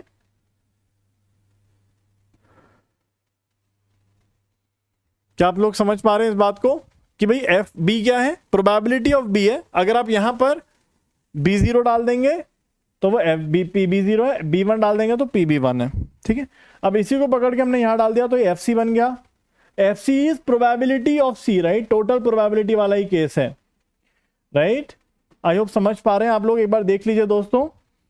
और इसी केस को अगर हम आगे बढ़ाएंगे तो लाइक दिस, मतलब बेसिक हम लोग एक तरह से क्या कह सकते हो आप लोग, प्रोबेबिलिटी का प्रोसेस यूज कर रहे हैं, जहां पे हम धीरे धीरे क्या कर रहे हैं दोस्तों, क्या वेरिएबल्स एलिमिनेट होते जा रहे हैं। अगर आप देखो तो यहां पे हमने पहले बी ए को एलिमिनेट कर दिया, फिर बी को एलिमिनेट कर दिया, फिर सी को एलिमिनेट कर देंगे,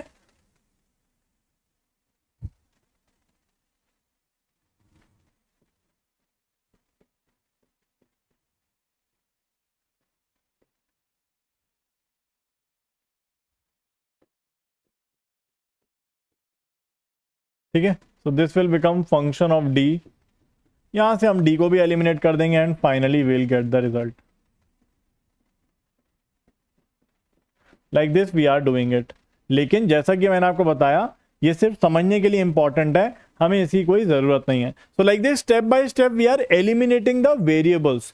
और ये ऐसा क्यों कर रहे हैं, क्योंकि ऑब्वियसली ये प्रोसेस इस प्रोसेस से ज्यादा आसान है। करके देखते हैं, दोनों को कंपेयर करते हैं। अगर हम डायरेक्ट करेंगे तो कितने कैलकुलेशन आएंगे, ऐसे करेंगे तो कितने कैलकुलेशन आएंगे, विल सी। बट पहले एक बार मुझे बताइए, क्या ये आपको समझ में आया? सबसे पहले हम ए को उधर लेके चले गए, यहां पे डाला तो ये फंक्शन ऑफ बी बना, इधर फिर बी पे समेशन किया तो फंक्शन ऑफ सी बना, इधर सी पे समेशन किया फंक्शन ऑफ डी बना, and finally we get the result. So like this we are eliminating the variables step by step.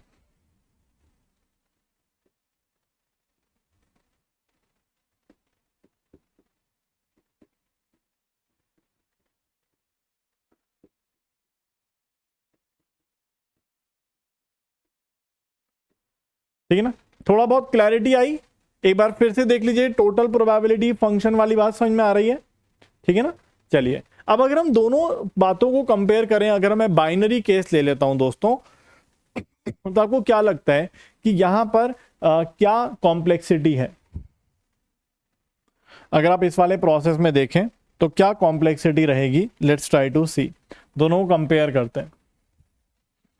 समझ पा रहे हैं दोस्तों आप लोग? तो इस टाइप का क्वेश्चन भी आप लोग एक्सपेक्ट कर सकते हो कि यार कॉम्प्लेक्सिटी क्या हो रही है इन दिस न्यू केस, ठीक है।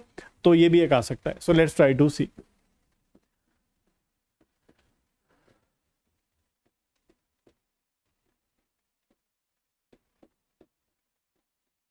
Let's check the complexity of the variable elimination method.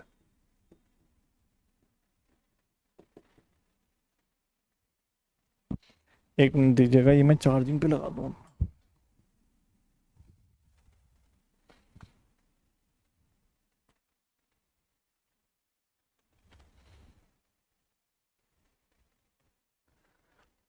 Okay, तो दोस्तों जैसे हम बाइनरी मान लेते हैं, let A B C D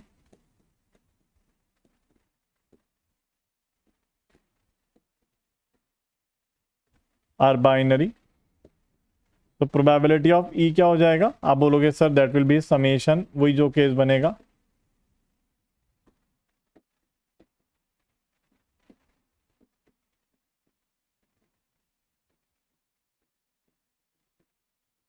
तो इसमें कितने केस आ जाएंगे? 16 एडिशंस आ जाएंगी।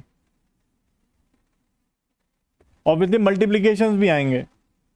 ओके, इसमें हमें काफ़ी कुछ करना पड़ेगा। चलो इसको देख लेते हैं कैसे बनेगा ये।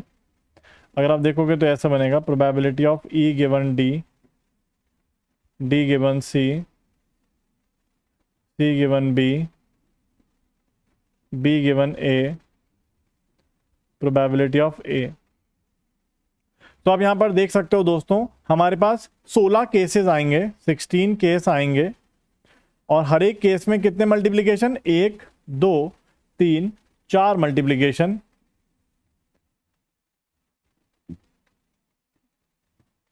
और फिर 16 जो केसेस आएंगे उसमें एडिशन भी होगा, 1 2 3 4। तो यहां पे कितने केसेस हो जाएंगे? 16 4 48 एंड 15, दैट इज यहाँ पे 10 और 58 और मेरे ख्याल से 63, राइट? 63 समेशंस आएंगे, ठीक है ना? नहीं नहीं, एक बात देखिएगा सत्यजीत भाई, यही चीज मैंने एक्सप्लेन करी थी। अगर आप देखें, पीछे चला गया क्या वो? ओके, यहां देखिएगा एफ बी हमारा ये है, एफ बी हमारा ये है सत्यजीत भाई, एफ बी ये। अब हम बी के अंदर बी नॉट डालेंगे तो ये बनेगा 79 आ रहा है क्या? ओ सॉरी, 64 होता है ना? सॉरी गलती हो गई।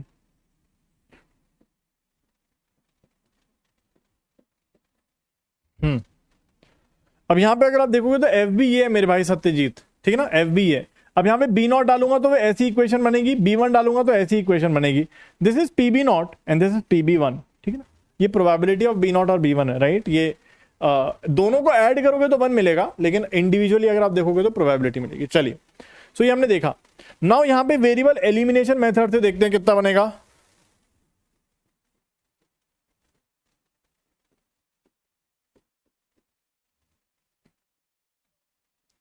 मैथमेटिकली हम समझने की कोशिश कर रहे हैं।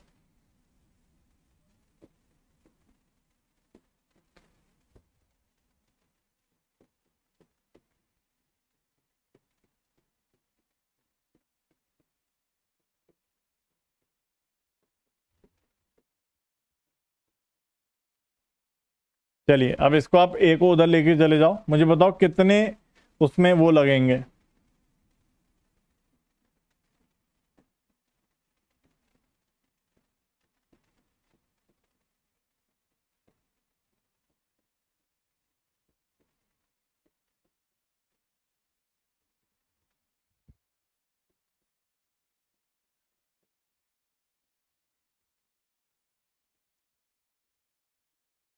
यहां पे क्या आएगा? कितने एडिशंस लगेंगे दोस्तों यहां पे, और कितने मल्टीप्लीकेशंस लगेंगे?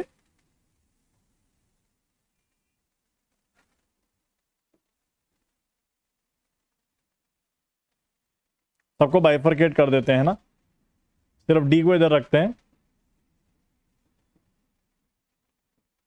सी को इधर रख देते हैं,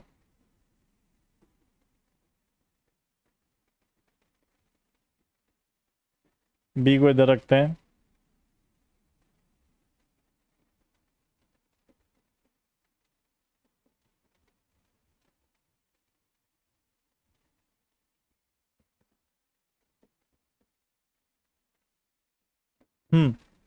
यहां पर कितने मल्टीप्लीकेशन और कितने एडिशन होंगे दोस्तों? तो आप देखोगे सर यहाँ पे ए है, अब ए में दो केस बनेंगे, राइट, ए 0 या 1, ठीक है।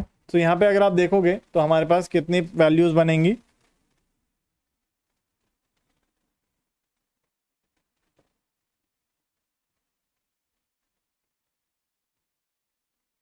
एक तो ये बनेगा और दूसरी वैल्यू बनेगी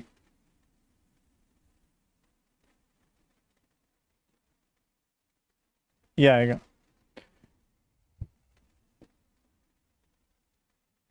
one addition and two multiplication. Okay,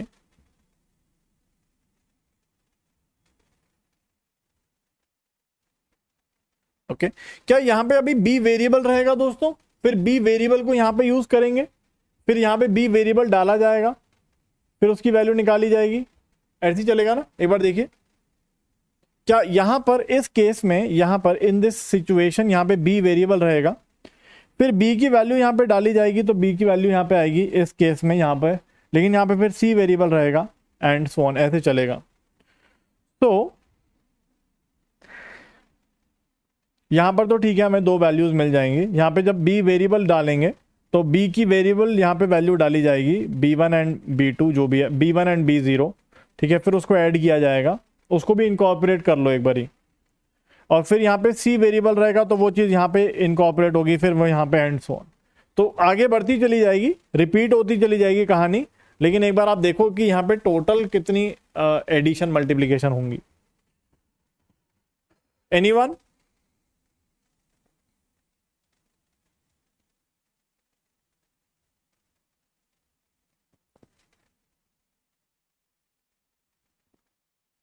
करें? ओके, तो यहाँ पे देखिए दोस्तों, अभी मैं बस ऐसे ही छोड़ देता हूं, आपको बस एक स्टेप और समझाऊंगा तो आपको पूरा क्लियर हो जाएगा। तो अभी आप देखोगे यार, इसको अगर मैं सॉल्व करूंगा तो I will get this, right. इसको अगर मैं सॉल्व करूंगा तो मुझे ये मिलेगा, राइट। मैं अगर इसको सॉल्व करूंगा तो मुझे ये मिलेगा, ठीक है। मुझे नहीं समझ में आ रहा यहाँ पे मैं क्या करूं, क्योंकि बी मेरा वेरिएबल है। अब इसको मैं आगे वाले स्टेप पर लेके जाता हूं तो मुझे लगता है क्लैरिटी आपके दिमाग में आ जाएगी। अब जब हम बी पे समेशन लगाएंगे ना दोस्तों और इसको देखेंगे, तो यहाँ पे बी की अलग अलग वैल्यू डाली जाएगी। तो I am trying to solve this now, क्योंकि ये इससे लिंक्ड है, अब ये इससे लिंक में है। अब तब दूसरा वाला अगर मैं समेशन सॉल्व करूं तो आई विल गेट दिस।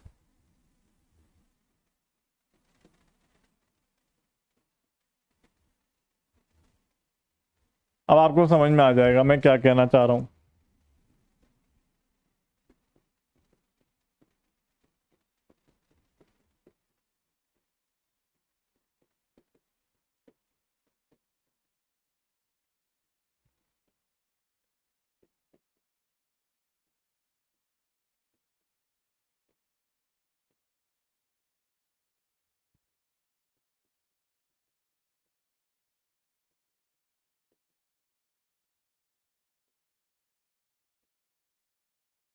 अब दूसरे समेशन में ये कहानी बनेगी जहां पे सी वेरिएबल रहेगा, ठीक है ना। अब देखिए दोस्तों क्या हुआ यहाँ पे, हाउ मेनी मल्टीप्लीकेशन यहाँ पे हुए अगर आप देखो तो आप देखोगे कि इन दोनों को कंबाइन करके हमने यूज किया है। तो यहाँ पर दो मल्टीप्लीकेशन, एक इधर और एक एडिशन, फिर दो मल्टीप्लीकेशन और एक एडिशन। तो टोटल आप देखोगे यहाँ पे हमने 6 कैलकुलेशंस करी हैं, ठीक है। 6 कैलकुलेशंस करी हैं यहाँ पे अगर आप देखोगे तो हमने, राइट। दो मल्टीप्लीकेशन एक एडिशन, दो मल्टीप्लीकेशन एक एडिशन, ठीक है। और फाइनली हमारे पास अब यहाँ पर इस वाले टर्म में अगर यहाँ पर देखें तो हमारे पास ये बन चुका है, right. We have got this.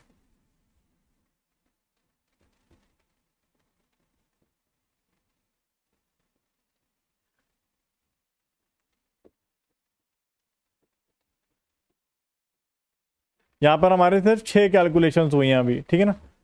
Okay, यहाँ पे सिर्फ 6 कैलकुलेशन हुई है हमने PB0 और PB1 निकालने के लिए। अब सोच के देखिए दोस्तों, इसी को अगर मैं यहां पर ले आऊंगा तो यहां पे कितनी कैलकुलेशन होंगी फिर से। अगर मैं इसी चीज को यहां पे आगे ले आऊंगा तो यहां पर कितनी कैलकुलेशन होंगी।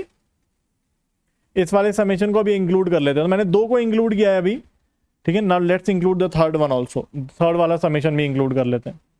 तो समेशन ऑफ, ये वाला इंक्लूड कर रहा हूं, ठीक है। यहाँ पे मैंने सेकंड तक इंक्लूड किया था। Now let's include the third summation also. तो वो थर्ड समेशन क्या बोलेगा,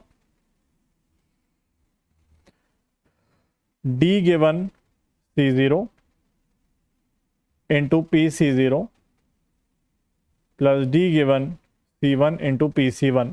तो आप फिर से बोलोगे कि यार यहां पर हमारे पास PC0 और PC1 को निकालने के लिए कितनी कैलकुलेशन लगेंगी, 6 और लगेंगी। अगर आप चाहो तो मैं पूरा फिर से एक्सप्लेन कर देता हूं। PC0 क्या आएगा, आप बोलोगे सर यहां पे डालो ना PC0, ये तो ऑलरेडी आ गया ना, इसको 6 चाहिए, टोटल 6 चाहिए, तो 3 और 3 6। अब PC0 हमें चाहिए, तो यहां पे क्या आ जाएगा,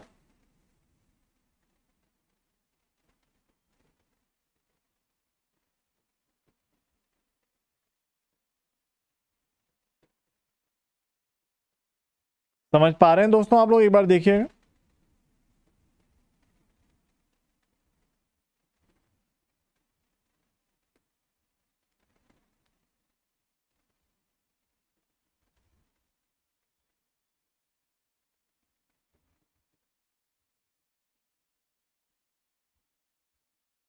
तो यहाँ पे आप देखोगे दोस्तों, इस टर्म को निकालने के लिए जो कि एक्चुअली PC0 और PC1 है, तो इसको फिर से 3 चाहिए, इसको फिर से 3 चाहिए, तो यहाँ पे भी आपको टोटल 6 कैलकुलेशन चाहिए। I am not using this addition, मैं अभी नहीं यूज कर रहा हूँ इसको, क्योंकि ये अगले स्टेप में कैलकुलेट होगा, ये अगले स्टेप में कैलकुलेट होगा। तो यहाँ पे हमने 6 यूज किए। तो मैं फिर से एक बार देखोगे तो इन दोनों को हमने यूज किया तो हमें 6 कैलकुलेशन लगी, फिर ये भी इंक्लूड किया उसमें 6 लगी, और फाइनली अगर आप ये इंक्लूड करोगे तो उसमें फिर से 6 लगेंगी। जैसे यहां तक हमारा पास ये आ चुका है, वी हैव गॉट दिस, ठीक है ना। तो आप देख सकते हो this will actually come out to be P of D given C0 into PC0, P of D given C1 into PC1। तो आप देख सकते हो कि यहाँ पे 6, इन दोनों को कैलकुलेट करने में 6 लगी, इन दोनों को कैलकुलेट करने में 6 लगी, और फाइनली जो लास्ट वैल्यू है E गिवन D, जो लास्ट वाली है,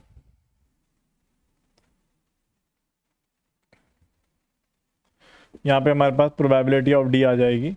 तो this will become E given D0 into PD0 into PD1।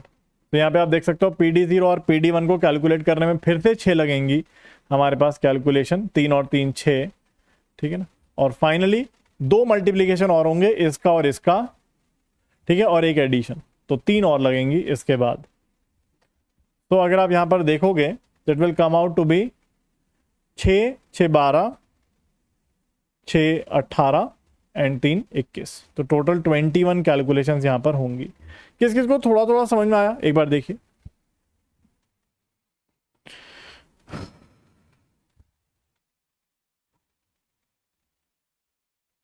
Are you able to get it?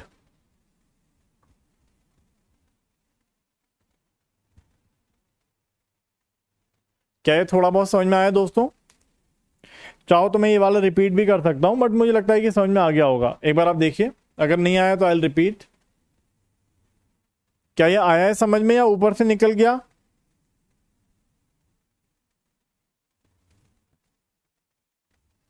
आप लोगों की बातों से लग रहा है कि निकल गया ऊपर से।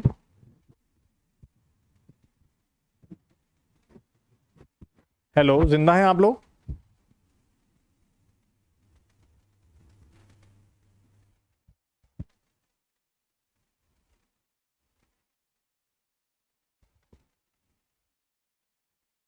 क्या हो गया, क्लास बंद हो गई क्या?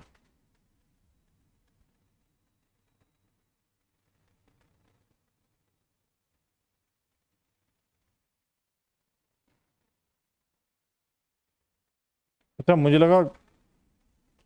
ओके, एक बार और देखते हैं। देखिए,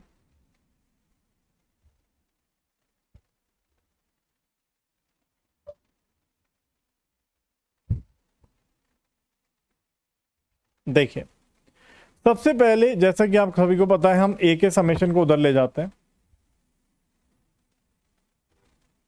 मैं सारे समेशंस को बाइफरकेट कर देता हूं, तो आप देखोगे आएगा ई गिवन डी, यहाँ पे सी पे समेशन आएगा डी गिवन सी, यहाँ पे समेशन आएगा सी गिवन बी, और यहाँ पे समेशन आएगा ए का।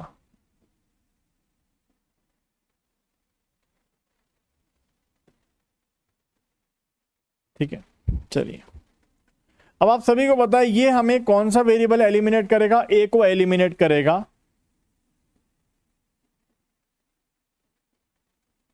And this will give us function of B, right, ये हमें फंक्शन ऑफ बी दे देगा। आप देख सकते हो function of B is equal to probability of B given a0 into P a0 b given a1 into p a1। ठीक है, like this we have this function of b। अब function of b पूरा calculate नहीं हुआ है, I can not tell कि भाई कितने कैलकुलेशंस यहां पर लगे, क्योंकि मुझे अभी b नहीं पता, राइट। या आप देख भी सकते हो अगर कि सर अभी निकालने का कोई मतलब नहीं है, अगले स्टेप में देखते हैं इसमें कितनी कैलकुलेशंस लगेंगी। ओके, अब अगला स्टेप में आता है ये वाला समेशन इंक्लूड होता है। अब जब ये वाला समेशन इंक्लूड होगा तो इस समेशन के अंदर क्या क्या आ जाएगा, आप देखोगे अगर ये वाला समेशन, तो this summation will be probability of C given B into function of B. अब आप बी पर करोगे, राइट, ये एलिमिनेट करेगा बी को और ये फंक्शन ऑफ सी दे देगा। ठीक है, और ये क्या दे देगा हमें, ये दे देगा function of C that is equals to probability of C given b0 into F b0 plus probability of C given b1 into F सी1, सॉरी एफ b1। अब आप देखिए कि यार यहां पर कितनी कैलकुलेशंस लगी, तो आप कह सकते हो कि यार एफ बी हमारा यहां से तैयार हो रहा है, तो एफ बी वन में एफ बी जीरो में कितनी कैलकुलेशंस लगेंगी, कोई बता सकता है एफ बी जीरो में कितनी कैलकुलेशंस लगेंगी। तो एफ बी जीरो में आप बोलोगे सर यहां पर 3 कैलकुलेशंस लगेंगी।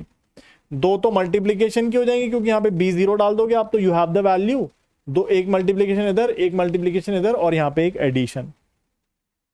सिमिलरली एफ बी वन अगर आप देखोगे तो यहाँ पे 3 कैलकुलेशंस लगेंगी, तो आप बोलोगे सर यहाँ पर 3 लग रही हैं, यहाँ पर 3 लग रही हैं। ठीक है, अब आपने छोड़ दिया इसको कि भाई ठीक है कि हमारे पास ये समझ में आ गया कि भाई एफ बी जीरो और एफ बी वन निकालने में 3 कैलकुलेशन लग रही हैं। ठीक है, अब आपने क्या किया, चलो भैया इसको पकड़ते हैं, थोड़ा ऊपर कर देते हैं जिससे हमें थोड़ा और क्लैरिटी लग जाए, एक ही पेज में हो जाए सारा काम। अबे उठा क्यों नहीं भाई, उठ गया, चलो। अब यहां देखिए दोस्तों हमारे पास यहाँ पे एफ सी आ चुका है। Now will move on to this, इस वाले समेशन पे चलेंगे आगे। तो ये वाला समेशन क्या देगा भाई, ये सॉल्व हो गया, एफ बी दे दिया, ये सॉल्व हो गया, एफ सी दे दिया, तो ये क्या देगा हमें, ये एलिमिनेट करेगा डी को, सॉरी एलिमिनेट सी, ये सी को एलिमिनेट करेगा।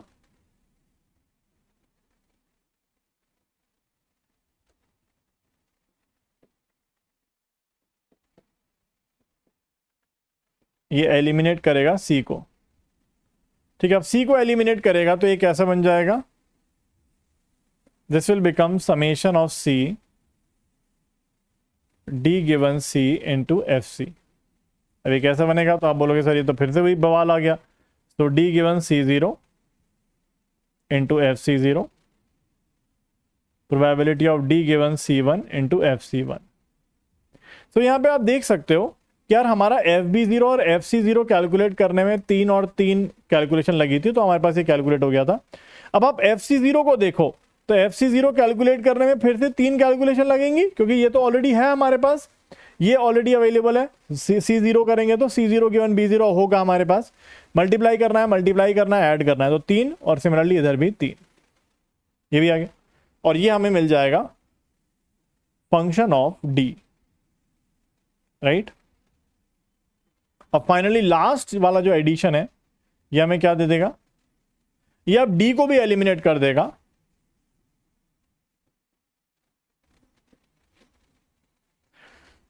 और this will become probability of, अब ई तो कांस्टेंट है तो वो तो कोई परेशानी नहीं है हमारे लिए, यहां पे आ जाएगा फंक्शन ऑफ डी, क्योंकि लास्ट वाला समेशन हमें फंक्शन ऑफ डी दे रहा है।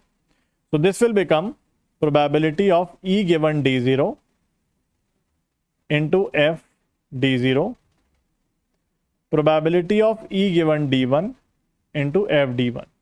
तो आप यहां पर देख सकते हो कि यार यहां पर और यहां पर हमारे पास तीन तीन कैलकुलेशन और लगेंगी, ठीक है। तो आप बस ये देखो कि भाई एफ बी की वैल्यू निकालने में तीन तीन कैलकुलेशन। आप बोलो सर ये एडिशन क्यों नहीं इंक्लूड किया, क्योंकि वो यहाँ पे इंक्लूड कर तो लिया मैंने, एफ सी जीरो और एफ सी वन निकालते में इंक्लूड कर तो लिया।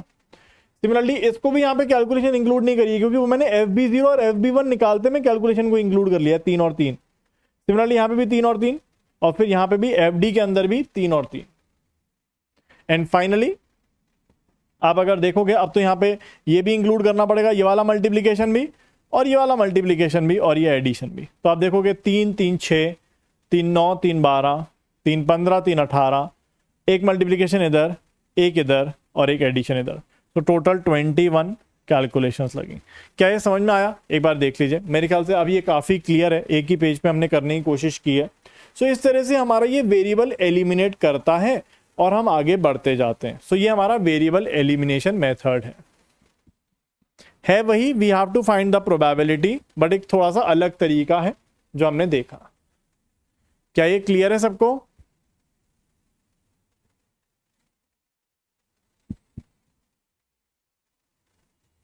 चलें आगे। All the students are able to understand? क्या मैं समझा पाया हूं आप लोगों को ये बात? एक बार जल्दी से बताइए। चलिए चलते हैं आगे। Is this fine?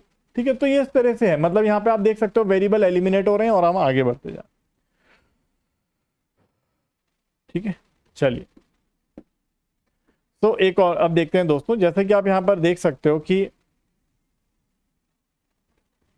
हमने इसको दो दो पार्ट्स में ब्रेक कर दिया, राइट। हमने इसको दो दो पार्ट्स में ब्रेक कर दिया है, हमने इसको काफी कम कर दिया है। पहले हमारे पास 79 कैलकुलेशन थी, हमारे पास 21 कैलकुलेशंस है। ठीक है, हमारे पास सिर्फ 21 कैलकुलेशंस है। तो we have reduced the number of calculations in the whole process. ठीक है, चलिए अब एक और एग्जांपल है हमारे पास। यहां पर कोई डायग्राम बना हुआ है दोस्तों, जस्ट टू चेक, एक बार देख लेते हैं कैसे करना है ये। यहाँ पे कुछ कुछ वैल्यूज लिखी हुई हैं, so we will not worry about it. हम इसको ए बी सी डी के नाम से देख लेंगे। A B C D E F G H. ठीक है, ये है। अब वो कहता है कि यार हमें ये बता दो, हम सब बाइनरी लेके चल रहे हैं। ठीक है, we are taking everything binary.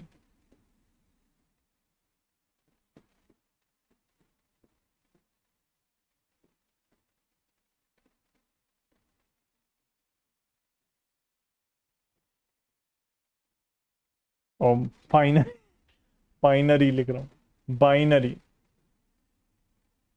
अब यहां पे आप देख सकते हो हमारे पास कितने वेरिएबल्स हैं। वी हैव 1 2 3 4 5 6 7 8 वेरिएबल्स हैं।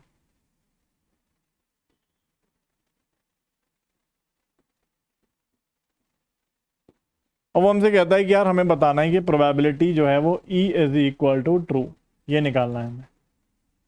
ठीक है ना, probability E equals to true. अब तुरंत आपके दिमाग में आएगा कि सर चलो करते हैं, बिल्कुल अपन नॉर्मल मेथड के माध्यम से करने की कोशिश करते हैं, कोई इसमें परेशानी वाली बात नहीं है।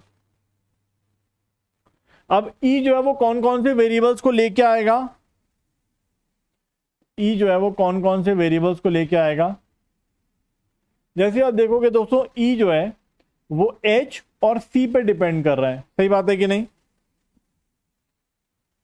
ठीक है ना, E जो है वो H और C पे डिपेंड कर रहा है। ठीक है ना, ओके, ठीक है ना। E जो है वो H, अब मैंने E छोटा क्यों लिखा है? क्योंकि उसकी वैल्यू फिक्स है। E जो है वो H और C पे डिपेंड कर रहा है। ओके, अब h किस पे डिपेंड कर रहा है, g पे डिपेंड कर रहा है, तो h जो है वो g को भी लेके आएगा। ओके, अब c जो है वो f और b पे डिपेंड कर रही है, और b जो है वो a पे डिपेंड कर रहा है। तो ऐसे वेरिएबल्स आएंगे। एक बार आप देखिए कर पा रहे हैं क्या या नहीं, क्या ये आप कर पा रहे हैं, एक बार देखिए। यहां पर डी लाने की जरूरत नहीं है, वी डोंट नीड डी, यहां पे डी की जरूरत ही नहीं है हमें। कौन कौन इस बात को समझ पाए एक बार देखिए। तो यहां पे हमें 6 वेरिएबल्स डालने पड़ेंगे, यहां पर हमें 6 वेरिएबल्स डालने पड़ेंगे।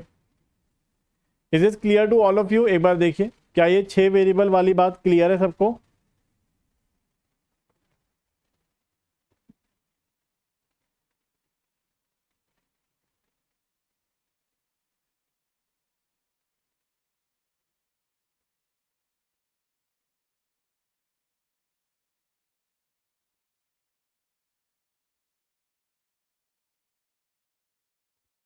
ठीक है ना, चलिए अब सोचिए सबसे पहले हमें वेरिएबल एलिमिनेशन करना है। ठीक है, चलिए करते हैं। तो आप देखोगे यार यहां पर समेशन आ जाएगा, बहुत सारे वेरिएबल्स हैं, बवाल हो सकता है, एलिमिनेट करेंगे धीरे धीरे। तो आप देख सकते हो यहाँ पे A B F G C H, तो प्रोबेबिलिटी ऑफ ई, ओके, तो ई किस किस पे डिपेंड कर रहा है, ई डिपेंड कर रहा है एच और सी पे, तो हम इसको ऐसे लिखेंगे ई गिवन एच एंड सी, बाकी सब आ जाएगा पूरा का पूरा, ये सारे वेरिएबल्स आ जाएंगे।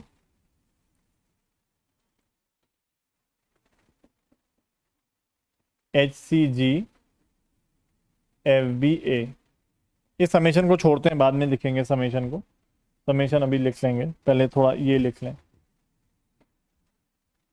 सो प्रोबेबिलिटी ऑफ, सबसे नीचे से शुरुआत करेंगे, ई गिवन एच एंड सी, यहाँ पे आ जाएगा एच सी जी एफ बी ए। ओके, अब क्या करेंगे, अब आप बोलोगे सर कहीं से पकड़ लो यार, कोई बड़ी बात नहीं है। अब एच को पकड़ लेते हैं। अब एच को पकड़ेंगे, अगर एच जो है वो जी पे डिपेंड करता है और किसी पे करता नहीं है,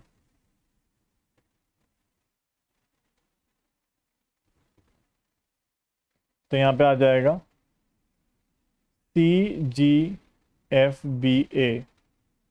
अब क्या करेंगे, तो आप देख सकते हो एफ जो है वो जी पे कर रहा है, वैसे तो बहुत सिंपल है, बिना किसी इतने दिमाग मारे कर सकते हैं हम लोग। एच जी पे कर रहा है, बहुत बढ़िया, और एफ जी पे कर रहा है, बहुत बढ़िया। अब उसके बाद सी जो है वो एल और बी दोनों पे, सॉरी एफ और बी दोनों पे कर रही है। सी जो है वो एफ और बी दोनों पे कर रही है, ठीक है। उसके बाद बी किस पे कर रहा है, ए पे कर रहा है। ए एकदम खाली है,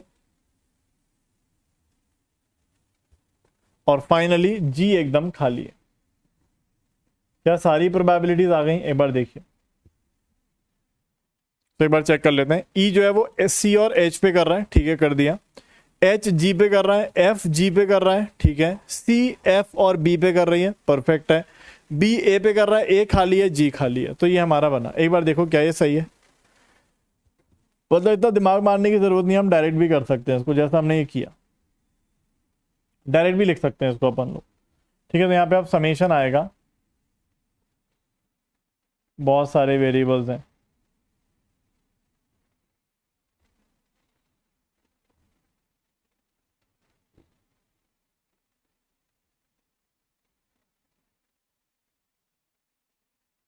चलिए कौन सा लगता है सबसे पहले, कौन से वेरिएबल को हम कंबाइन कर सकते हैं, कौन सा कॉम्बिनेशन सबसे आसान दिख रहा है, कौन से को सबसे पहले कंबाइन करके खत्म करें।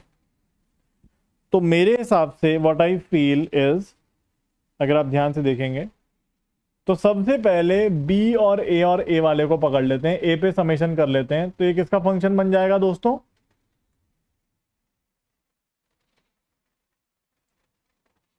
अगर हम यहां पर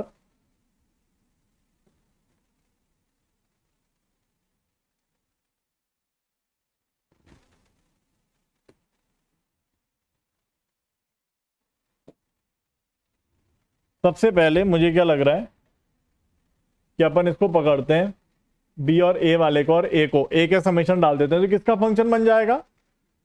हम ए का समेशन यहां पे डाल देते हैं, किसका फंक्शन बनेगा दोस्तों? ए का समेशन मैं इधर ले जाता हूं क्योंकि ए किसी और पे डिपेंड नहीं कर रहा है, सिर्फ ए इधर आ रहा है। तो ये फंक्शन ए का बनेगा या बी का बनेगा?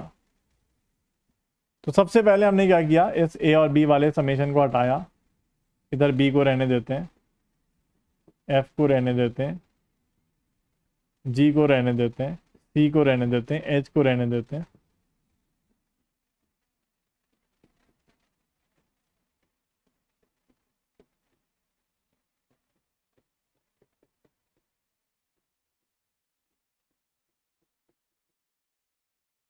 इसको अगर आप देखोगे तो फंक्शन ऑफ बी आ जाएगा, ठीक है, this will be function of B, ठीक है ना, ये वाला इसका समेशन जो है वो फंक्शन ऑफ बी दे देगा।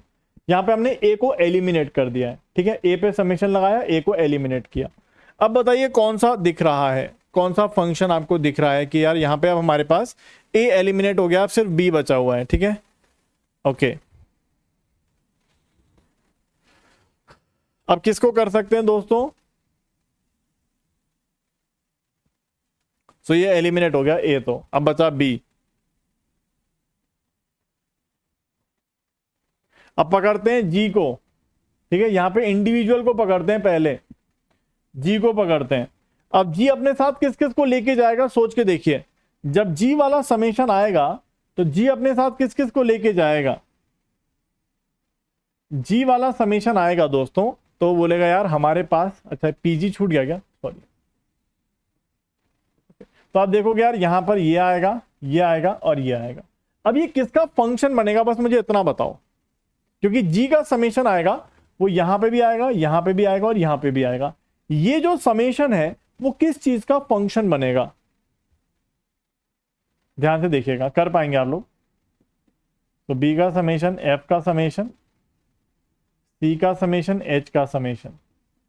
अब जी के समेशन में ये पकड़ेंगे क्योंकि जी यहां पे वेरिएबल है, यहां पे भी है और यहां पे भी है।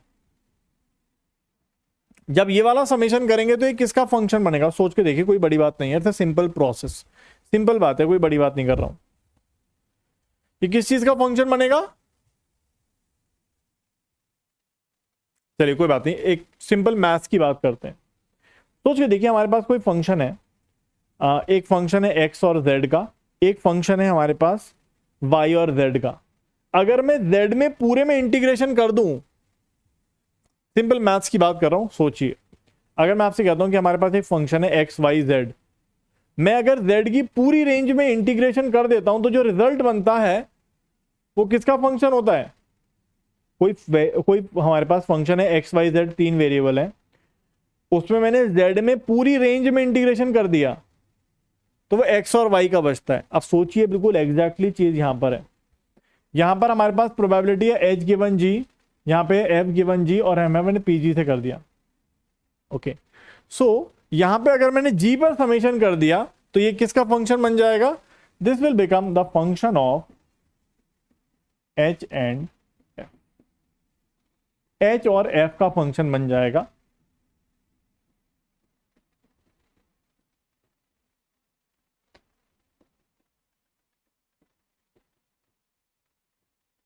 ठीक है ना? Are you all able to get it? यहां पे देखिए जी पर हमने टोटल जी पर समेशन कर दिया है, तो बचा क्या? एफ और एच। अब बताइए कौन सा पकड़ेंगे? अब हमारे पास सिर्फ ये बचा हुआ है, बी बचा हुआ है, सी बचा हुआ है, एफ और एच बचे हुए हैं और जी खत्म हो गया है, यहां पे ई बचा हुआ है। व्हाट डू यू थिंक अब क्या करना चाहिए?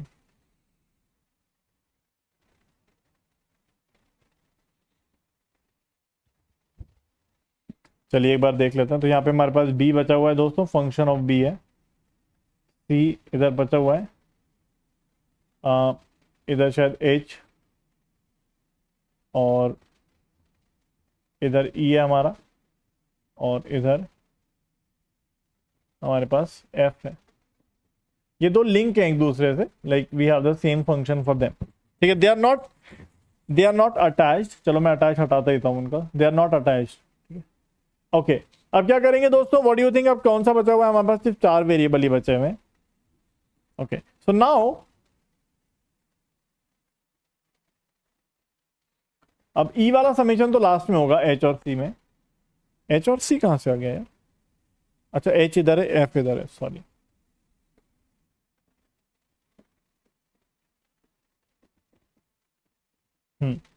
चलिए अब करते हैं दोस्तों, व्हाट डू यू थिंक अब क्या होने वाला है। ये वाला तो लास्ट में होगा, ठीक है ना, क्योंकि हमारे पास ऊपर एक कांस्टेंट वैल्यू है, तो इसमें हमें फंक्शन नहीं मिलेगा, we'll get a final value. So now let's find out. अब देखिए दोस्तों, यहाँ पे हमारे पास, अब चलो बी पर अगर मैं समेशन करूं तो क्या मिलेगा, बताइए व्हाट डू यू थिंक, अगर मैं बी पर समेशन करूं तो क्या बन जाएगा? अगर मैं अब बी का समेशन करूं तो क्या बन जाएगा, सोच के देखिए, बहुत सिंपल है। अब आप बोलोगे सर बी जो है वो समेशन इसमें करेगी और इसमें करेगी। अब ये function of B, simple probability of B, as you all know, ठीक है, ये सिंपल प्रोबेबिलिटी ऑफ बी है। अगर मैं ये एडिशन करूं तो ये क्या बनाएगा? फंक्शन ऑफ सी मिलेगा? नहीं, फंक्शन ऑफ सी नहीं मिलेगा, गलत बता रहे हो आप लोग, नहीं, फंक्शन ऑफ सी नहीं मिलेगा, कुछ और मिलेगा। अरे पता है आप लोगों को यार, बेसिक मैथमेटिक्स है, इसमें कोई बहुत हाई फाई बात तो नहीं है।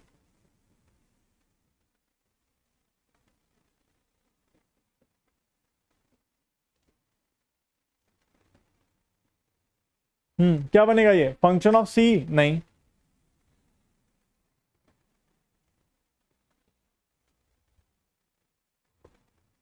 नहीं, सी एंड एफ नहीं बनेगा, सी कॉमा एफ नहीं बनेगा, सी कॉमा एफ नहीं बनेगा,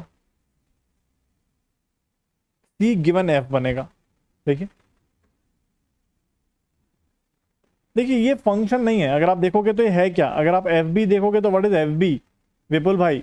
एफ बी क्या है? It's a probability of B, it's a probability of B, ये बी की प्रोबेबिलिटी है। और यहां पे हमारे पास है C given F and B, तो अगर मैं बी पे समेशन करूंगा तो क्या बनेगा? ये हमने किया था, अगर आपको याद हो तो ये मैंने आपको क्लास में कराया है, मतलब वी हैव डन इट। अगर आपको ध्यान हो दोस्तों, हमारे पास सी गिवन ए बी वाली प्रोबेबिलिटीज हैं, तो हमारे पास लाइक ए बी की वैल्यू है 0 0 0 1 1 0 1 1, और यहाँ पे probability of C given A B ये दे रखा है, जो भी चार वैल्यू होंगे 0.2 0.4 0.2 एंड 0.2, चलो मान लो, ठीक है। अब यहाँ पे अगर आपको ध्यान हो तो मैंने ये क्लास में कराया था, अगर आपको प्रोबेबिलिटी ऑफ सी गिवन ए चाहिए, अगर आपको ध्यान हो तो हमने ये किया था, प्रोबेबिलिटी ऑफ सी गिवन ए चाहिए तो कैसे आता है, याद है ये? तो हमने बोला था probability of C given A into B equals to 0, B को 0 पुट कर लो, इंटू पी बी 0, याद है ये किया था हमने क्लास में, plus probability of C given A comma B equal to 1, probability of B equal to 1। ये अगर आप एडिशन कर लोगे तो आपको probability of C given A मिलेगा, ये हमने क्लास में किया है, याद है ये? तो यहां पर हमने सिर्फ बी को एलिमिनेट किया है। अगर हमारे पास probability of C given F B है, तो आप अगर, और F B is simply probability of B, अगर आपको याद हो तो function of B is simple probability of B, हमने किया था ये बात अभी थोड़ी देर पहले ही। तो जो फंक्शन है सिंपल प्रोबेबिलिटी ऑफ बी है।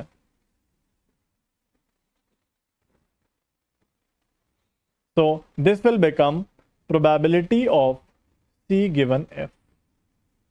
क्या है? ठीक है, एक बार देखिए, ठीक है, आप सोच के देखिए दोस्तों, मतलब प्रोसेस देखिए, हम धीरे धीरे वेरिएबल्स एलिमिनेट कर रहे हैं। अब अगर आप देखोगे दोस्तों, ये function of H comma F है, function of H comma F मतलब joint probability of H and F, joint probability of H and F. अब यहां पे अगर मैं एफ पे समेशन कर दूं तो क्या होगा, ये joint probability of H and F है, फंक्शन मतलब ज्वाइंट प्रोबेबिलिटी। नाउ अब आप देखिए दोस्तों, यहां पे अगर हम देखें तो अगर मैं एफ पे समेशन करूं तो ये और ये इंक्लूड होगा, एफ पे जब समेशन होगा तो आपको याद होगा दोस्तों, अगर जैसे अगर आप ज्वाइंट प्रोबेबिलिटी कभी दे रखी होती है,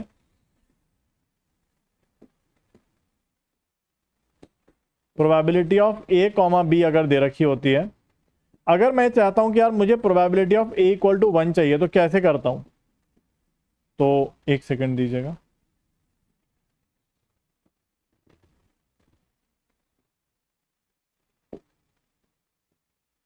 तो आपको याद होगा दोस्तों, probability of A equal to 1 अगर मुझे चाहिए तो in that case I will do like this, A equal to 1 रखो, बी इक्वल टू 0 कर दो, ठीक है ना, बी को हम वेरी कर देते हैं, ठीक है, तो ये probability of A equal to 1 मिल जाती है। तो अगर मैं यहां पर एफ पे समेशन कर रहा हूं तो ये मुझे एफ खत्म हो जाएगा और सिर्फ फंक्शन ऑफ एच बचेगा। एक बार आप देखो, तो अगर मैं एफ पे समेशन करूं दोस्तों तो यहां पे बचेगा समेशन ऑफ एच एंड सी, तो ये फंक्शन ऑफ एच बचेगा क्योंकि एफ खत्म हो जाएगा क्योंकि एफ पे समेशन कर दिया है। और ये probability of C given F क्या बन जाएगा दोस्तों, प्रोबेबिलिटी ऑफ सी बन जाएगा into probability of E H given. अब देखिए function of H is actually probability of H और probability of C is probability of C. और इसको अगर आप देखोगे यहाँ पे डायरेक्टली आप समेशन कर सकते हो इफ यू वांट टू, नहीं तो स्टेप बाय स्टेप भी कर सकते हो। यहाँ पे डायरेक्टली आप समेशन करोगे तो ये आपको मिल जाएगी प्रोबेबिलिटी ऑफ ई। एक बार आप देखिए थोड़ा थोड़ा कर पा रहे हैं क्या, इतना लेंदी पेपर में तो नहीं आएगा, लेंदी क्या मतलब कॉन्सेप्ट समझाने के लिए है बस। एक बार आप देखिए कर पा रहे हैं, कोई बड़ी बात नहीं है, it's not a big deal.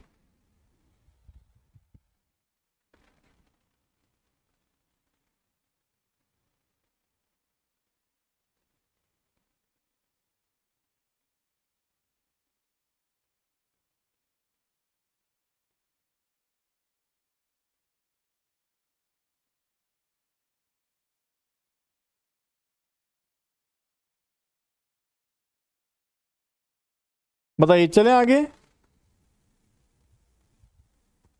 ठीक है ना, are you able to get it. तो इतना लेंदी पेपर में नहीं आएगा बट मैंने आपको प्रोसेस समझ में समझाने के लिए बताया है। ये पेपर में तो हमें डायरेक्टली वही करना है जो हम करते आए हैं, ठीक है ना। चलिए तो हमने कुछ कुछ बातों को देखा, हम इस तरह से प्रोसेस कर सकते हैं, राइट। चलिए तो ये सब वही मतलब डायग्राम्स थे, मैंने लिख के तो आया था बट हमने बिना उसके ही कर लिया, कोई ज़रूरत नहीं पड़ी हमें इसकी ऐसे। अब यहाँ पर दोस्तों क्या होता है, फैक्टर्स होते हैं, फैक्टर्स इन वेरिएबल एलिमिनेशन। अब बोलो सर ये फैक्टर्स क्या है, ये बहुत ही बेसिक है, मतलब it's not a big deal, कोई बड़ी बात है ही नहीं। मैं आपको एग्जांपल से समझाता हूँ, ठीक है। नाम ऐसा लग रहा है कि यार ये क्या है, बवाल है, एकदम सिंपल बात है, फैक्टर्स इन वेरिएबल एलिमिनेशन। इसको एग्जांपल से समझाता हूँ।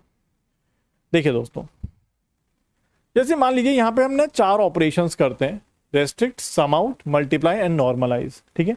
हो सकता है इस पर कोई सवाल आ जाए, लेकिन जो भी ये प्रोसेस है, 4 बातें, ये सीरियसली बहुत सिंपल है और हर एक बच्चे को पता होगा जो जिसने प्रोबेबिलिटी पढ़ा है। सो इसको पढ़ेंगे बाद में, पहले इसका एग्जांपल समझाता हूं। देखिए दोस्तों, मान लीजिए हमारे पास एक फैक्टर है F1 फैक्टर। फैक्टर मतलब जितने भी पॉसिबल कॉम्बिनेशंस बन सकते हैं। सो यहाँ पे आप देखिए दोस्तों, F1 is a factor with 3 variables. तो आप देख सकते हो F1 के अंदर 3 वेरिएबल्स हैं X, Y एंड Z, और आप देख सकते हो ये एक तरह से जॉइंट प्रोबेबिलिटी शो कर रहा है।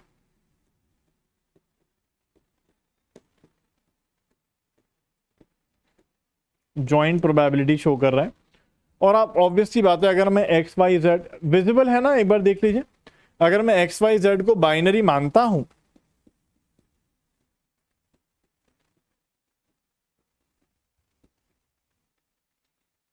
Then obviously I have 8 combination. यहां पे हमारे पास 8 कॉम्बिनेशन होंगे, ठीक है ना, 8 कॉम्बिनेशन होंगे, इसमें कोई परेशानी नहीं है। We have 8 combinations here.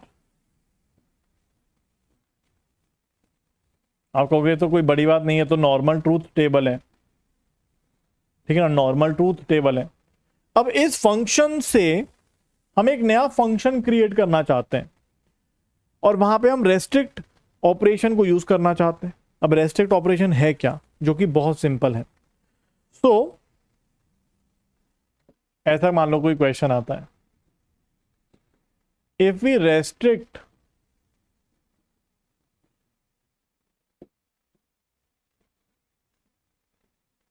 Variable x is equals to true, then the new function will be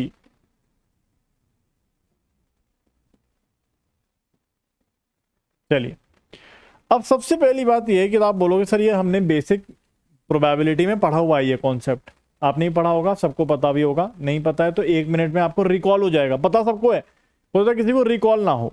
तो 1 मिनट में हो जाएगा। अगर मैं आपसे कहता हूं मैंने x को ट्रू से रेस्ट्रिक्ट कर दिया, तो मुझे बताइए अब यहां पे कौन कौन सी टेबल बचेगी। बस यहां पे 8 की टेबल है। अगर मैं x को ट्रू से रेस्ट्रिक्ट कर दूंगी, भाई x को ट्रू रखना है हमें, अब यहां पर कौन कौन सी टेबल बचेगी, कितनी टेबल बचेगी? तो आप बोलोगे सर सिर्फ वो वाली रोज बचेंगी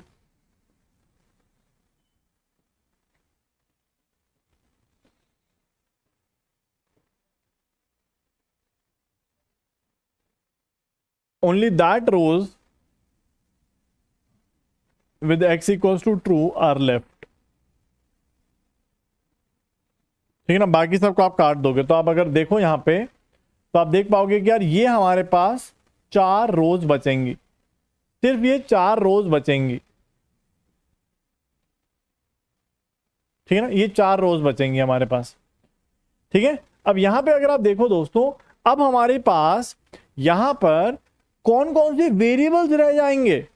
अब आप बोलोगे सर हमारे पास सिर्फ अब y और z वेरिएबल है, x तो खत्म हो चुका है क्योंकि x को हमने फिक्स कर दिया है। x is no more a variable, x हमारा अब वेरिएबल नहीं है। ठीक है ना, तो आप देख सकते हो कि यार बाकी रोज को हटा के सिर्फ हमारे पास ये 4 रोज बचेंगी।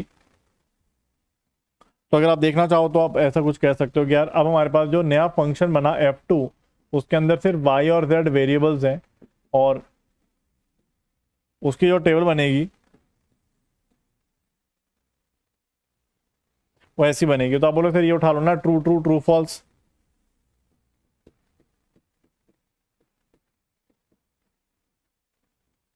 और सीधा सीधा यही प्रोबेबिलिटी उठा के डाल दो, 0.1 0.9 0.2 0.8।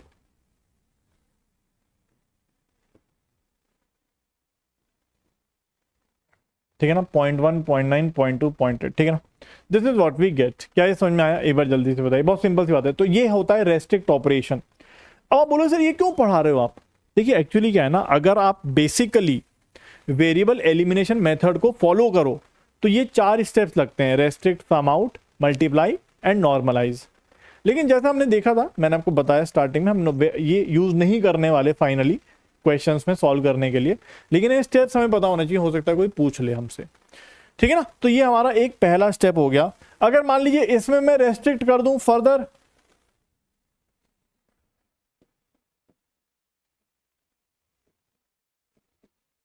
आई restrict y is equals to true, तो आपने y को रेस्ट्रिक्ट कर दिया। तो आप बोलोगे सर बस अब हमने ये पकड़ लिया, हमारे पास वेरिएबल बचेगा z।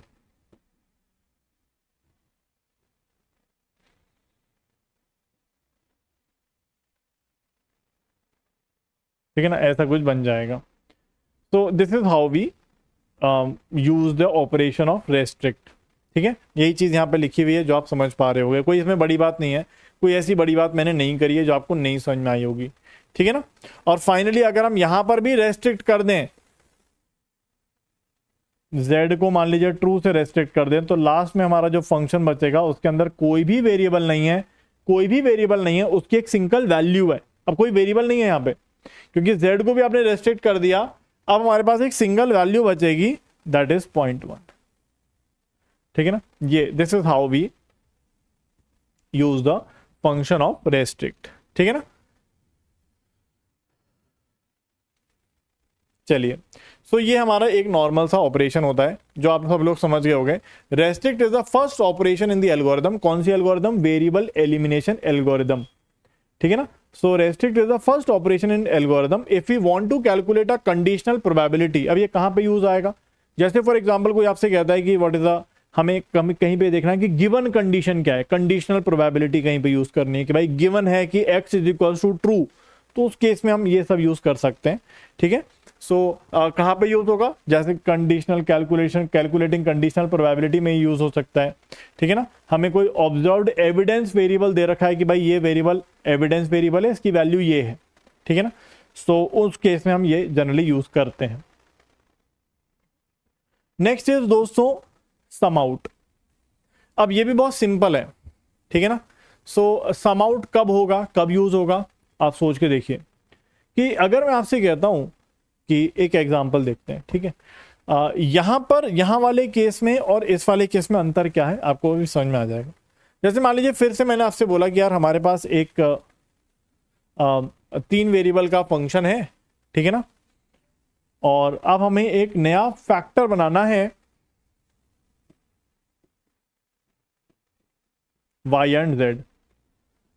अब मुझे बताओ यहां पर क्या हमने x को रेस्ट्रिक्ट किया है, या x अब बैकग्राउंड में कुछ भी हो सकता है? क्या लगता है आपको?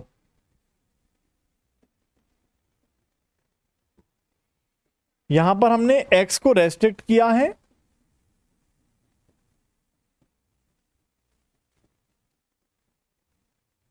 या x बैकग्राउंड में कुछ भी हो सकता है? बेसिक प्रोबेबिलिटी बताइए। अब यहां पर ना आपने x के बारे में कुछ बताया नहीं है, लाइक x को हमने रेस्ट्रिक्ट नहीं किया है, हमें ये फंक्शन दे रखा है जिसमें प्रोबेबिलिटीज मार्क हैं और हमसे ये पूछा गया है। अब यहां पे x बैकग्राउंड में ट्रू और फॉल्स दोनों हो सकता है, यहां पे हमने रेस्ट्रिक्ट नहीं किया है। यहां पे x can be true can be false दोनों हो सकता है। तो अगर आप देखो दोस्तों, मैं आपसे कहता हूं कि यार हमें चाहिए ट्रू और ट्रू, हमें चाहिए ट्रू और ट्रू, तो आप बोलोगे यार ट्रू और ट्रू, x की वैल्यू ट्रू और फॉल्स दोनों हो सकती है। मतलब आप देखो यहां पे हमने क्या किया, y और z ट्रू और ट्रू है, और यहां भी y और z ट्रू और ट्रू है। x की वैल्यू यहां पे ट्रू है, x की वैल्यू यहां पे फॉल्स है, तो आप बोलोगे यार x तो कुछ भी हो सकता है ना, x के बारे में तो कोई चर्चा हुई नहीं है, कोई रेस्ट्रिक्शन है ही नहीं, तो इसका मतलब इसकी वैल्यू क्या लिखी जाएगी, सोच के बताइए इसका क्या लिखा जाएगा। तो आप बोलोगे सर दोनों को ऐड कर दो, इसको और इसको ऐड करो और यहां पे डाल दो, कितना आएगा 0.03 और 0.09 0.09। समझ में आई बात? सोच के देखिए क्या बैकएंड ऐसी होता है ना दोस्तों, यस ऐसी होता है ना, सही बात है कि नहीं? सोच के देखिए। ओके, सिमिलरली अगर हम देखें दोस्तों यहां पे सेकंड वाला ट्रू और फॉल्स, तो आप देखोगे ट्रू फॉल्स का ये वाला भी है और ये वाला भी है, दोनों को ऐड करेंगे कितना है 0.07 और ये 0.21, फिर ऐसे तीसरा वाला एंड सो ऑन। समझ में आ रही बात? एक बार देखिएगा, एंड सो ऑन, ठीक है ना। तो यहां पर हमें ऐड करना है। बोलो सर ऐड क्यों कर रहे हैं? देखिए सोच के देखो, अगर आपको याद हो मैं आपको जॉइंट प्रोबेबिलिटी दे रहा हूं, ठीक है ना, x y और z, ठीक है, ये जॉइंट प्रोबेबिलिटी हमें गिवन है। अगर मैं आपसे कहता हूं कि what is the probability of y equals to 0 and z equal to 1, तो आप बोलोगे सर यहां पे x तो दिया नहीं है। तो अब सोच के देखिएगा, जब हमारे पास 3 वेरिएबल होते हैं, हमें एक वेरिएबल हटाना होता है, तो क्या करते हैं, हमारे पास 3 वेरिएबल होते हैं हमारे पास, और हमें एक वेरिएबल अब हटाना है, तो क्या करते हैं हम यहां पे x की सभी वैल्यूज के लिए सम कर देते हैं, राइट? हम यहां पर सभी x की वैल्यूज के लिए समेशन कर देते हैं, याद है ये बात? ये नॉर्मल प्रोबेबिलिटी में हम करते थे, राइट? हम x पे समेशन कर देंगे तो x हट जाएगा, ऐसे ही करते थे ना।